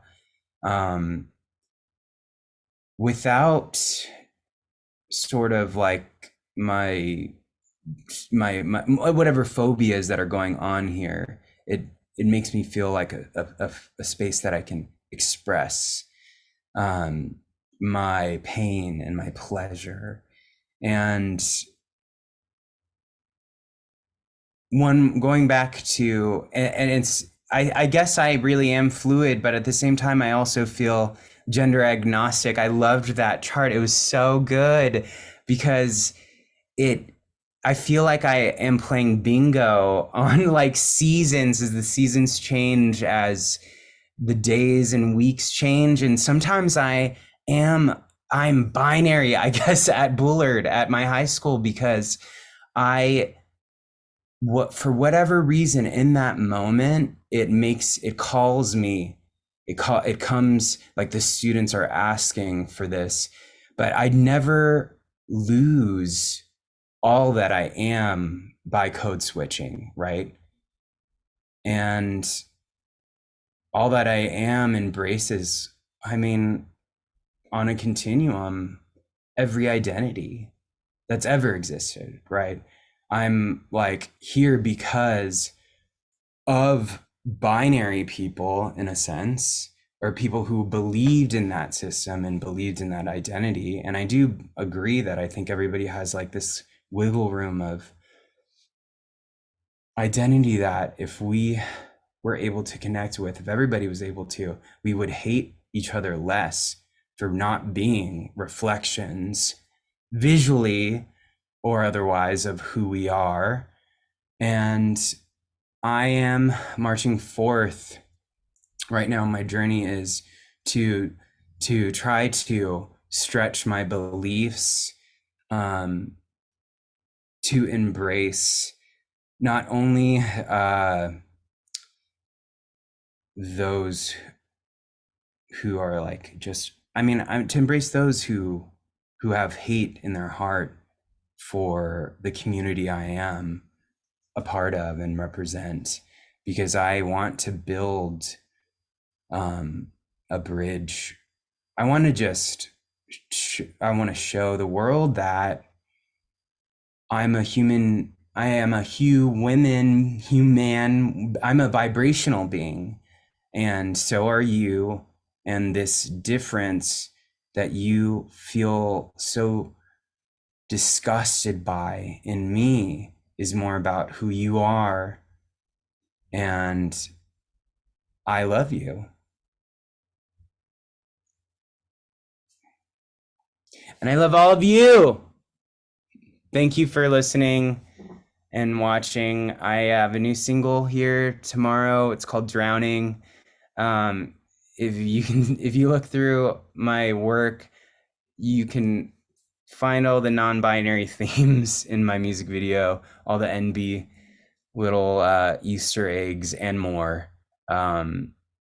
It's a big part of my work as an artist to play with gender and what it means. And yeah, thank you so much.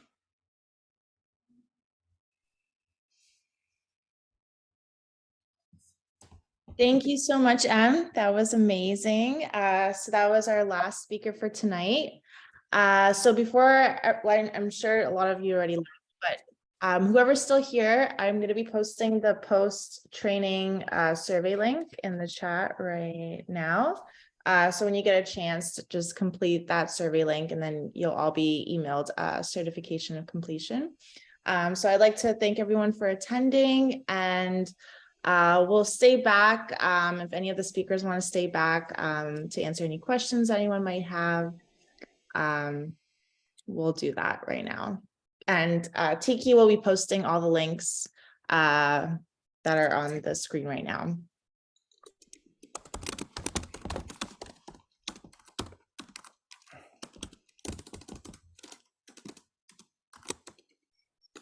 So for the links that you're seeing, there's the APA non-binary fact sheet.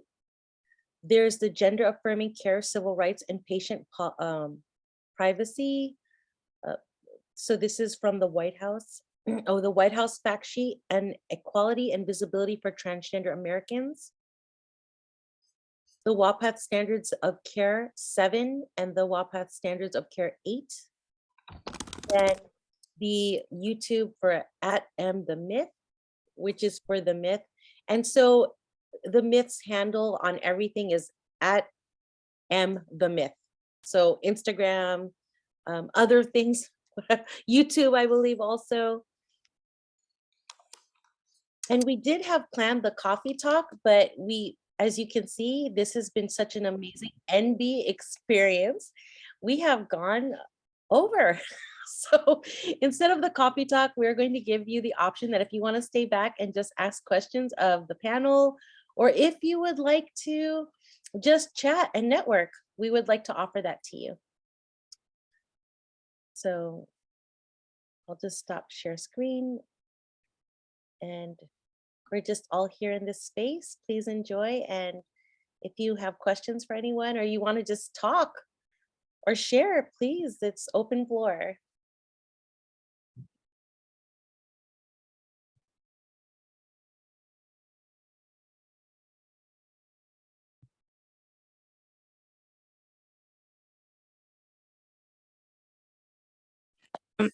Hi, my name is Angie, and I just wanted to take a moment to thank all the speakers and the coordinators for putting this together.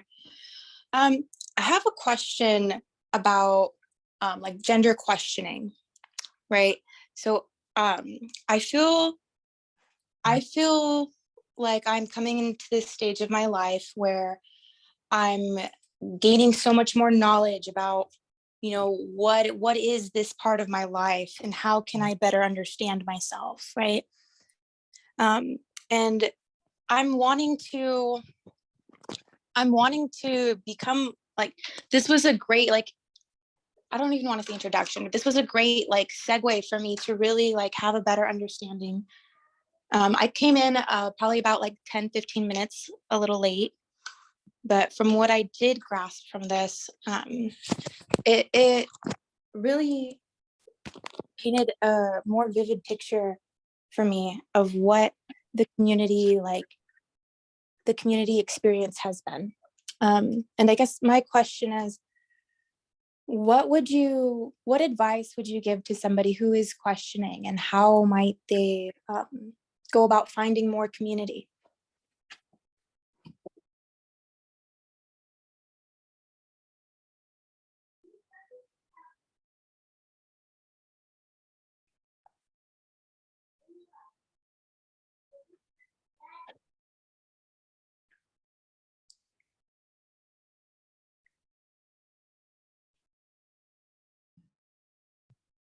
If you have an answer, just go ahead.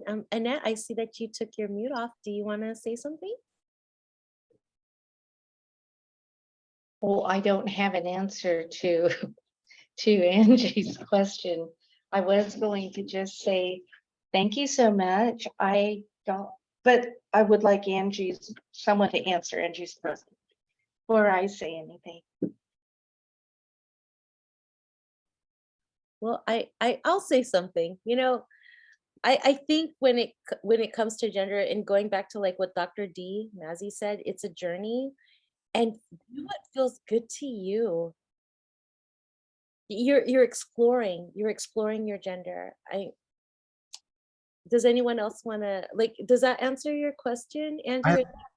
Go ahead, Em. Go ahead. I liked what Dr. Dee Masci said in that that gender like euphoria slide, and like I don't know if you caught the title of their PowerPoint, but it was phototrophism, and it's brilliant to think that we like it just you move to what feels good, right? Like, so if your identity is if it feels, I used to have a lot of fear thinking that, oh, I should have died when I was 14, and I'm actually a trans like woman, and there's something wrong with me.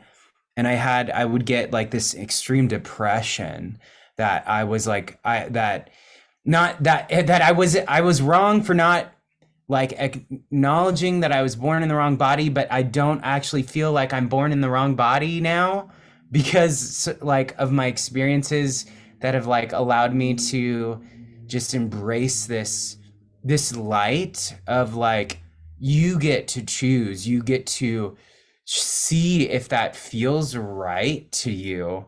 I didn't mention this in my talk, but I'm on testosterone, which I was born with a penis, and I like definitely feel like when I was a kid, I said I was born in the wrong body. And to my parents, who at the time like didn't do anything with that. I mean, they were supportive, but they didn't do anything with that. But I feel like I don't have that same feeling now. Like my penis is this like thing, this neutral thing. But I do find that there can be a level of like, when you're exploring your identity, like that feels really scary. And that might be speaking to some internalized phobia we have about us, or transphobia inside of us. But also that if you kind of look at like, oh yeah, it kind of feels nice to just like put on a skirt today. I don't know what that means, but it just kind of feels good. Or like to wear I don't know, bow tie or right? Or to just, that kind of feels good. And you can do that alone or with friends, or we can go get drinks and just dress up. I put on a wig the other night. I haven't done it for years. It felt amazing. At the end of the night, I told the servers, I was like, can I have a minute of your time? And I said, do you think this hair is real? And they kind of were like, yeah. And then I ripped it off and I showed them my bald head. And I think I freaked one of them out, but one of them, my mom, I was with my mom, she said, oh, well, she said he's crazy. And then the waiter said, no, that's amazing. Like, this is amazing. Like, be who you are, And as much as it was like, it just feels like, it does feel like a performance for me. And sometimes I need to play a character. I don't know, it can be wild, it can be extremely superficial, it can be extremely inauthentic, or extremely authentic the whole time. And it just feels better when I'm just having fun with it, I guess. And small steps, like to feeling what feels fun, like I'm gonna try this. I don't know whether it's a haircut, but that's kind of like my exploration.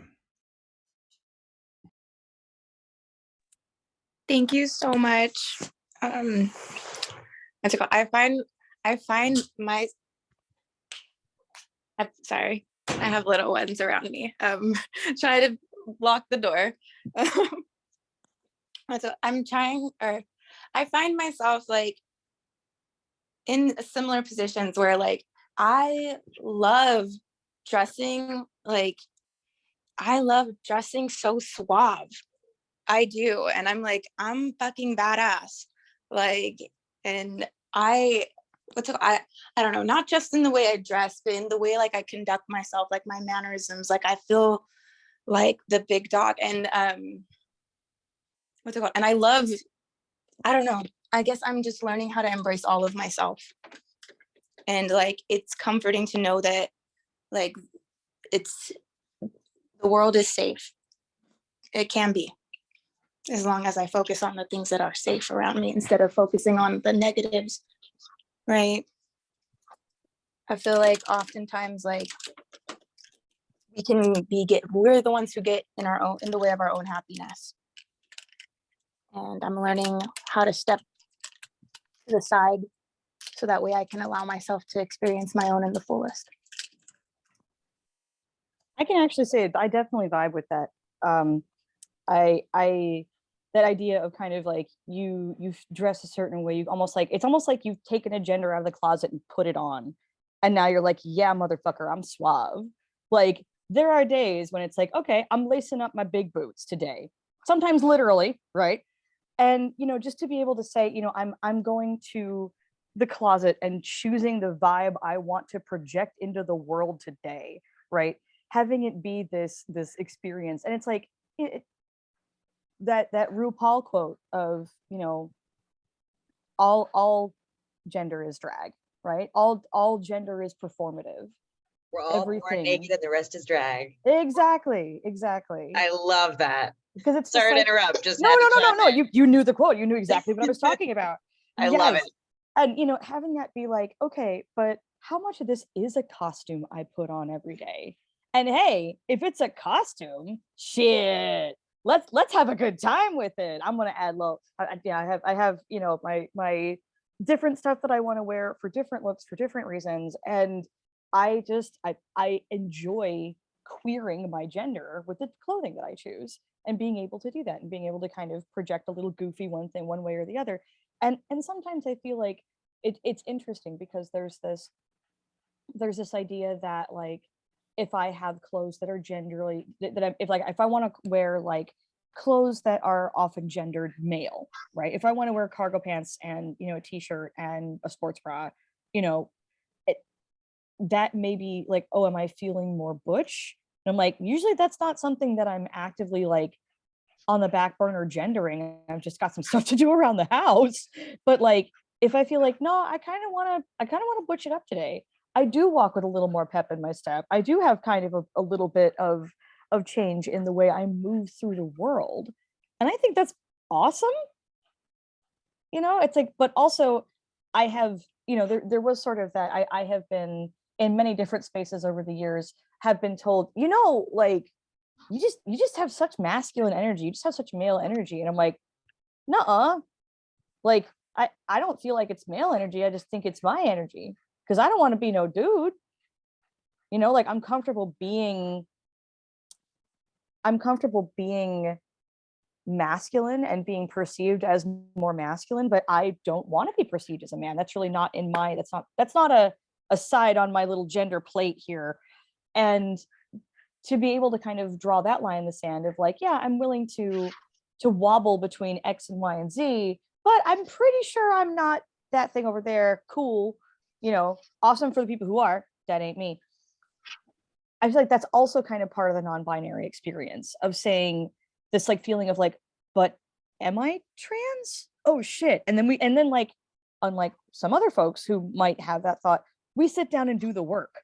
And usually, you know, when I say the work, what I mean is, you know, we go through periods of self-doubt, we go through periods of depression, we go through that, like, am I good enough? Is, you know, am I queer or gay or non-binary or blah, blah, blah enough to identify with this label? It is very interesting. Oh my God, you are hitting like the nail right on the head. I'm sorry, I don't mean to interrupt. No, Keep no, going, no, please, you're not interrupting me. It's just interesting to be able to start like drawing these lines and say, this is the jam, this is the vibe, that is not cool, moving on, and not have to feel like, you know, I have to sit here and do a dance of, am I blank enough to call myself this? Nope, I'm just a little queer gremlin. You're lucky I have clothes on at all, you know, like it's just like God, I love it. The weirder I get and the happier I am. And you know, some days I think that that's part of the experience, is just like leaning into, you know what, I'm gonna do what makes me happy, not what other people say ought to make me happy but doesn't, and not necessarily what makes other people happy.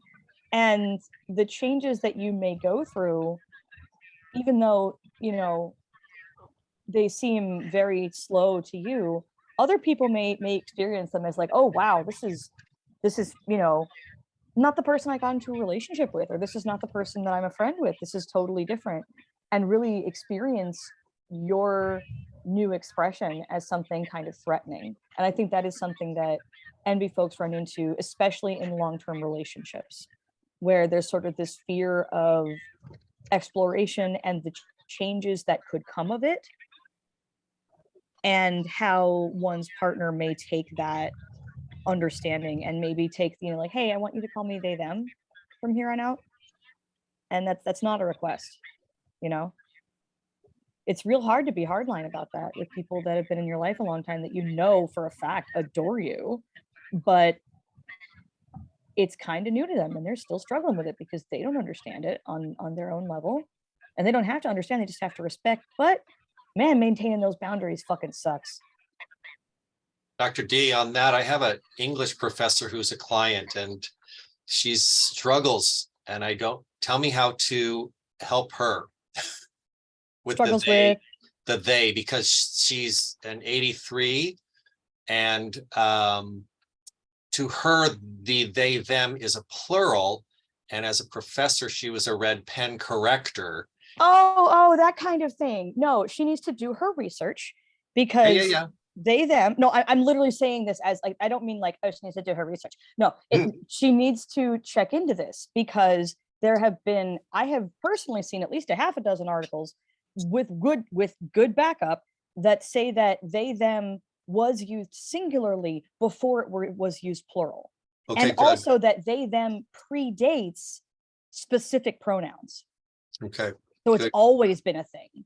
Awesome. Yeah. Absolutely. It was just a real quick pass at something that was said. And I was like, she's not, you know, obtuse and difficult. No. She's not being a jerk on purpose. No. Figure it out. She's trying exactly. Yeah. It's that struggle, you know. Yeah. That automatic, it's like when you have that gut level reaction of, you know, you have practiced the skill of redlining this for how many years on end Yeah. in the, Well, while doing your job and trying to help people write better, you Mhm. see it and you immediately had this, kind of visceral reaction, if you will. I also used to be an English major back in my misspent youth. So, Right. Yeah. Well, I was a philosophy major. I got it. Yeah. Talk about misspent. It was so cute when they were talking about GSAs, because they were like, oh, you find the things that are, your people, and like the things that you really are enjoying, and the stuff that these are your folks. These are the things that you want to be around. And I remember I'm like, I did go to the GSA, but my people were all the queers over in the theater department. Like, I was perfectly safe. I didn't really need the GSA. Like, I went to it to kind of support it, to be like, yeah, cool. I'm one of them LGBTs, and you guys are okay with me. This is all right. I'm gonna attend. It's a safe space. But like, my safe space was the drama room. Like, me and like almost all the other queer kids in school. Yes. Like, I have a very good friend of mine who is he's an English teacher and a photography teacher and like a creative writing teacher, and he himself is cishet, but he is the safe space for all of the queerdo weirdos at the school. And basically, like, you can come to him at any time, you can come to him with anything. He is there to help. His classroom is always a safe space. No bullshit goes down in his room. Like, he's like, I've had kids run to my classroom because they were getting chased or bullied, and like, they did not step foot in my room because, oh shit, a teacher, I'm just here grading papers. If someone's being shitty to you, you come hide out with me. I got you, buddy. And just like having that level of support in a school, it's fantastic. Yeah, just knowing it's at the school, my God. Yeah. I love the memes that are like, hey, queer adults, who was your supportive high school teacher, and why was it the English and/or drama one? Yep. And weirdly, mine was the bio teacher, but that's because he was also the only out queer teacher on campus. No, for real. Mine was the and also the speech butch lesbian ceramics teacher. Nice. Well, at least queer had been invented when you were in school. It hadn't right. Been it wasn't just when I something was to there. Yell at each other. Jesus. Right. It wasn't just like, hey, I'm gonna yell a slur at you. Great. It's sort of like, when we were talking didn't about see queer a whole lot in. No, you no, when I was in my elementary and no, they were still using the F word for my schools, I think. Oh yeah, no. I mean, outside of an Xbox chat room. Really having had that yelled at me once, I was very puzzled. I was like, you're so close and yet so far. Like, of all the slurs that could be used against the queer community, that's like the one that doesn't fit me. Right. Like, right. Bro. There's a talent in being that confidently wrong. Amazing. Everything you said was wrong. Exactly. Yeah. Oh my God. No, I can remember in high school, I often got called, dyke and bull dyke and stuff like that, which I just thought was funny because I was just a little weirdo who shaved my head because I didn't like hair. And so like this, I shaved my head and aside from getting called Sigourney Weaver, which really didn't bother me because she was hot as hell, being able to say like, oh yeah, you're a dyke. And I'm like, why do you think I'm gay? And they're like, because you shaved your head. Dudes don't like a shaved head. And I'm like, why would I give a fuck what a dude likes? I'm the one who has to brush my hair. And like, you look back on moments like that and you're like, okay, I can see why, in high school land, you have actively taken a step with your gender expression that is, it's everyone's aware it turns off this chunk of the population. Therefore, you are actively signaling you are not available to them. Like, excuse, I shaved my head. I grew up in Phoenix. It was 115 out. Hair sucks. Like, it was just, I got such a giggle out of that. Like, now I'm telegraphing shit, just from a haircut. Gave me a giggle. What looks good at 115 degrees in Phoenix? Jesus. Right. Oh my God. Oof. But I firmly do not exist at temperatures like that. Yeah, I was very much like, okay, Phoenix is my North Star. I'm gonna set up a practice in Phoenix. I'm going back to Phoenix to work. And then I lived other places for a couple of years, and now I'm kind of addicted to rain and green things. I mean, I was happy to kick the dust of Fresno off my feet, no offense. But because it just reminds me of Phoenix, but smaller. I have the exact same experience at home, plus a whole bunch more people that know me. And then I also know where everything is. But I have definitely been like, I maybe be moving to an East Coast or perhaps Pacific Northwest, because holy shit, I kind of fell in love with Eugene. Eugene was gorgeous. Also, the girl I was dating at the time found like the punk queer bar where the bar, like she found this, she just has a little radar dish in her head, man. And you know, she just zeroed in on this bar, and like the bartender was adorable, AMAB, hair up in a bun, wearing a Wednesday Addams dress, black lipstick, and black nail polish, and serving drinks that they would like name and give little like funny parasols and floats to and then hand to you. I mean, like there was so much aesthetic in this bar, literally called Old Nick's. Like, yes, I would like to go to Satan Bar. I want to go to there. I don't even drink, and I want to go to there. No, you should. You should. It is like, it is fantastic. It is fantastic. I think I have a friend in or around Eugene. I'll have to figure that out sometime. You need to try it. Guaranteed. But yeah, are there any other questions or kind of, you know, conversational prompts that anybody wants to drop in? I probably got about, you know, another 15 minutes in me before I got to go. So it's up to you guys. But if you want to call it, we can call it. Thank you. I'm adoring this, but I think I am at fully tapped out mode. Like I am at capacity. Yeah, I'm at like, this is my like brain is this entire week where I have the house to myself, no children, no partner at home. Oh so. God, girl, go. Yeah. Naked running. Right? Honestly, I'm going to watch the shows that I picked. We all we know. I really enjoyed this. I grew up in Stockton, California. South Central Valley. Yeah, and I'm a student at Alliant San Francisco, and just in my 5th year of the PsyD program. So I really enjoyed this.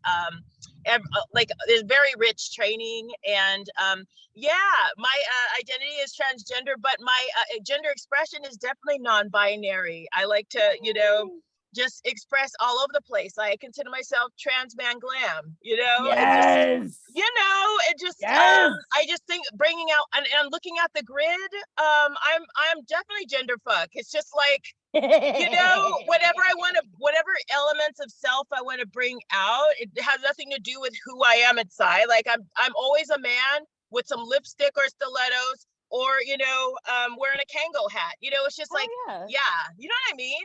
Those are not mutually exclusive. That is a total look. Right. Like and I think just working with clients, I have to say this too, like they appreciate all the elements of just what I express. And they don't, I don't have to be, I'm surprising that the new generation is very understanding, or just more receptive, I think, of gender expression or identity. I don't have to like really over explain in the therapy room. So that's really refreshing too. So, you know, I moved back to Phoenix recently, actually, and I went out and got a gig as a psychometrist because I'm studying for the EAAA. And so I see all kinds of kids because I just, you know, I do, you know, the waist, the list, the RAML, blah, blah, blah. And I just do these assessments, only assessments, no therapy, day in, day out. So I see these kids for like 3 hours and then never again. And this girl walked in the other day, this little 9-year-old, and she plonked herself down. And when I shut the door, she said, "I'm a girl." And I said, "Oh, okay." Like, because I had no inkling that she would be anything else. Like the name on the sheet, you know, it was very feminine, ended in an A. There were no quotations around it. It was literally just blankety blank. And I said, "Okay." And then I kind of looked at her. I'm like, "Has that been a problem before?" Like trying to make sure that maybe she hadn't been misgendered in our office, you know? And then she was like, "Sometimes people don't say my name right." And I'm like, "Huh. It's pronounced," you know, and then I pronounced the name off the sheet, and she's like, "Yeah." I'm like, "Huh. Well, I don't know why anybody would say it wrong, because that's a beautiful name. That's very silly that they would say it wrong." And she's like, "Yes." And then we just did our testing.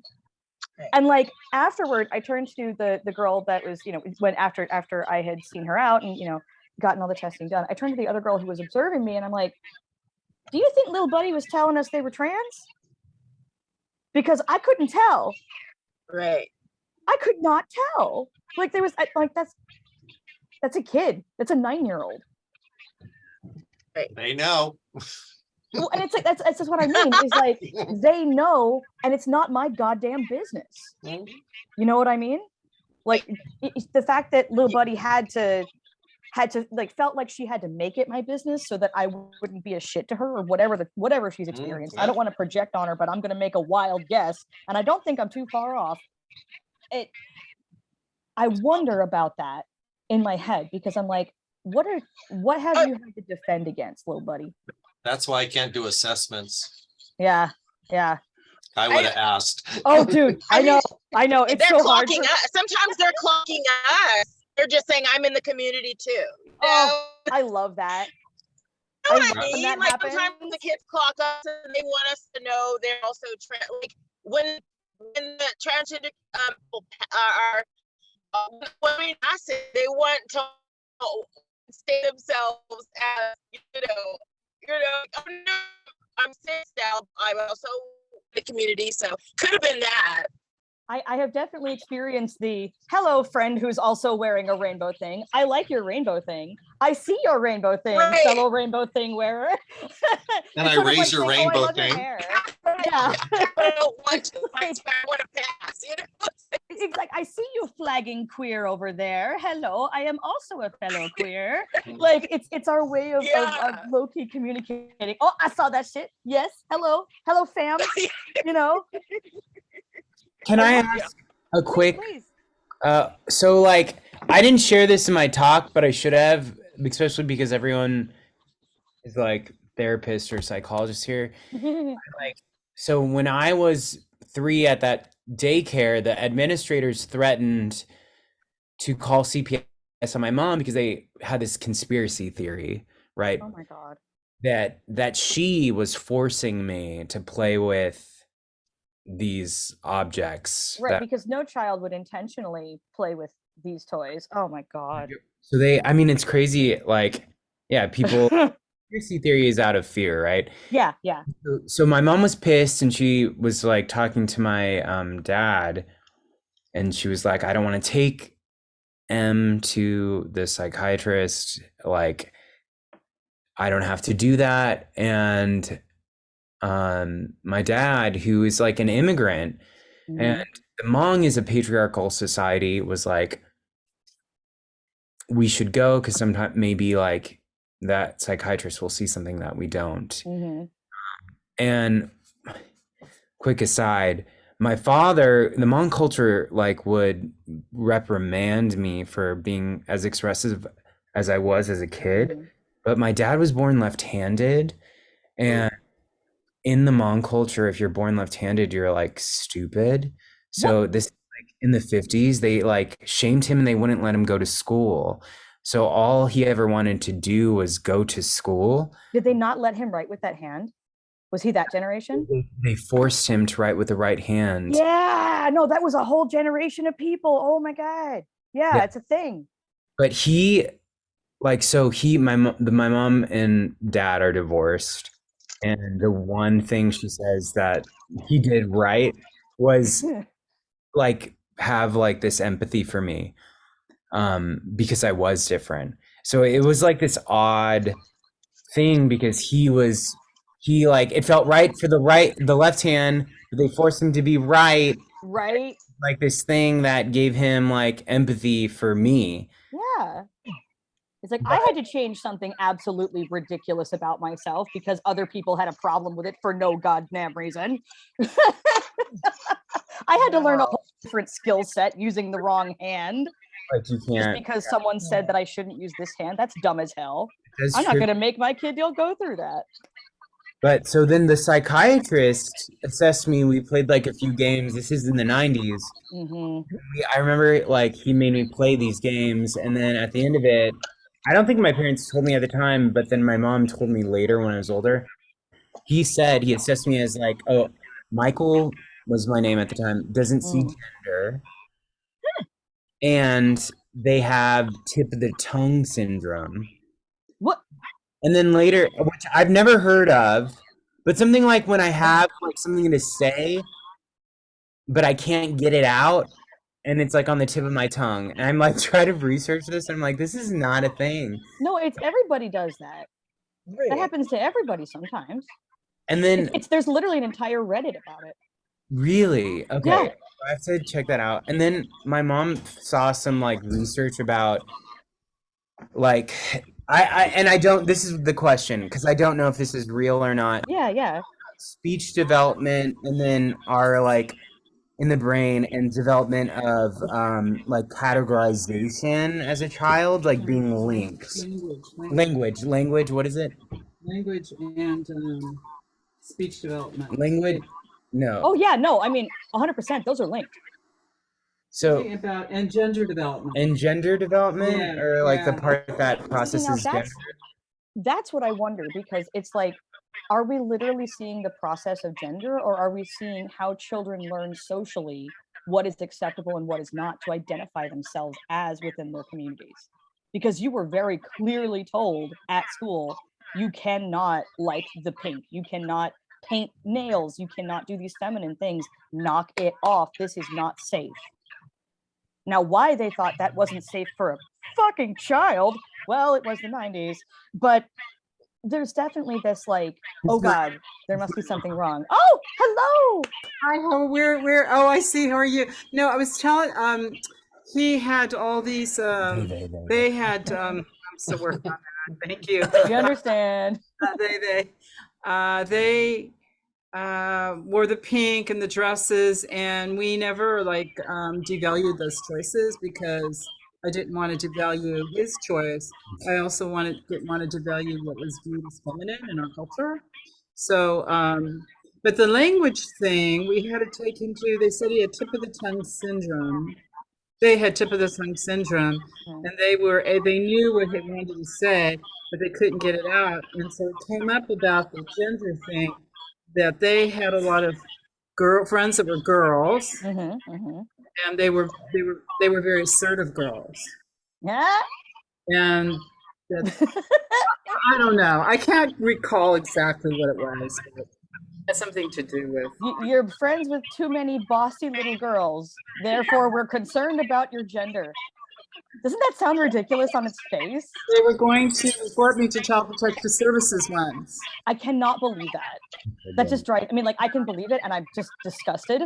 But there's also that, like, you what? Like, you guys would bother. There are children who don't have enough to eat. There's kids who are getting hit at home, and you're gonna be mad that this little buddy wants to dress up like the Pink Power Ranger. Don't you have better things to do? They were. What saved us there was that he had gone to a child psychologist. They had suggested we go, so that psychologist stepped in and said, look, these are, great parents. I like that they were like, yeah, this kid can't see gender. Like, and you're like, yeah, accurate. That was so like when it was such a gift to me, and it was a gift to me that, because I was like, yeah, I don't. It's I don't know. So thank you for all this too. This was amazing. This is so cool. We got to meet the mom. Yes. Did you boil the egg? She's working on her pronouns. Yeah. Did you boil the egg? Did you boil the egg? She boiled the egg. Yeah. Okay, just checking. That story. I thought he was gonna that story absolutely murdered me. I was like, I love this. Little buddy was like, all right. You want me to stop bringing nail polish to school? Bet. I can't bring anything that's gendered? Bet. Here's an egg. Challenge accepted. That was amazing. Like, that's freaking genius. Absolutely. 3 years old genius. Yes. That is like the epitome of malicious compliance. All right, motherfuckers, you get an egg. Here's an egg. I swear, I think sometimes I dumb down the older I get. I think I was probably smarter as a little kid too. That's just genius. That is like was pure little totally kid genius. I loved it.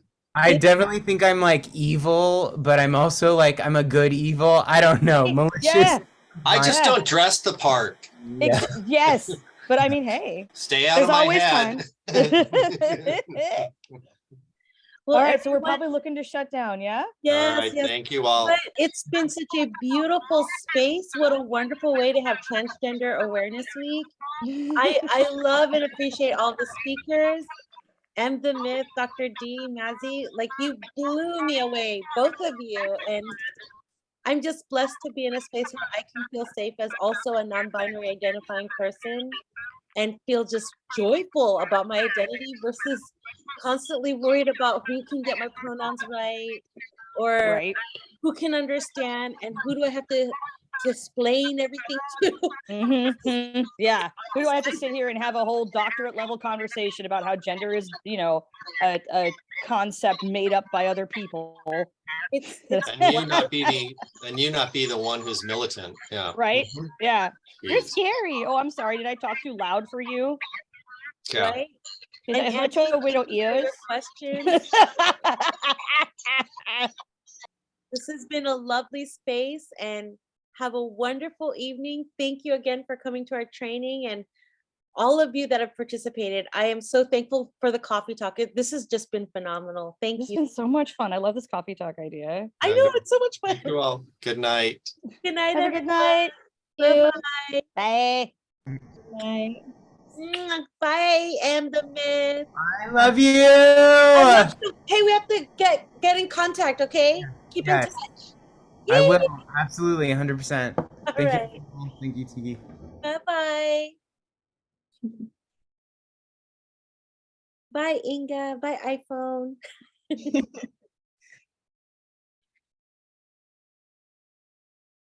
I'll stop recording now. Let's see. Okay. Stop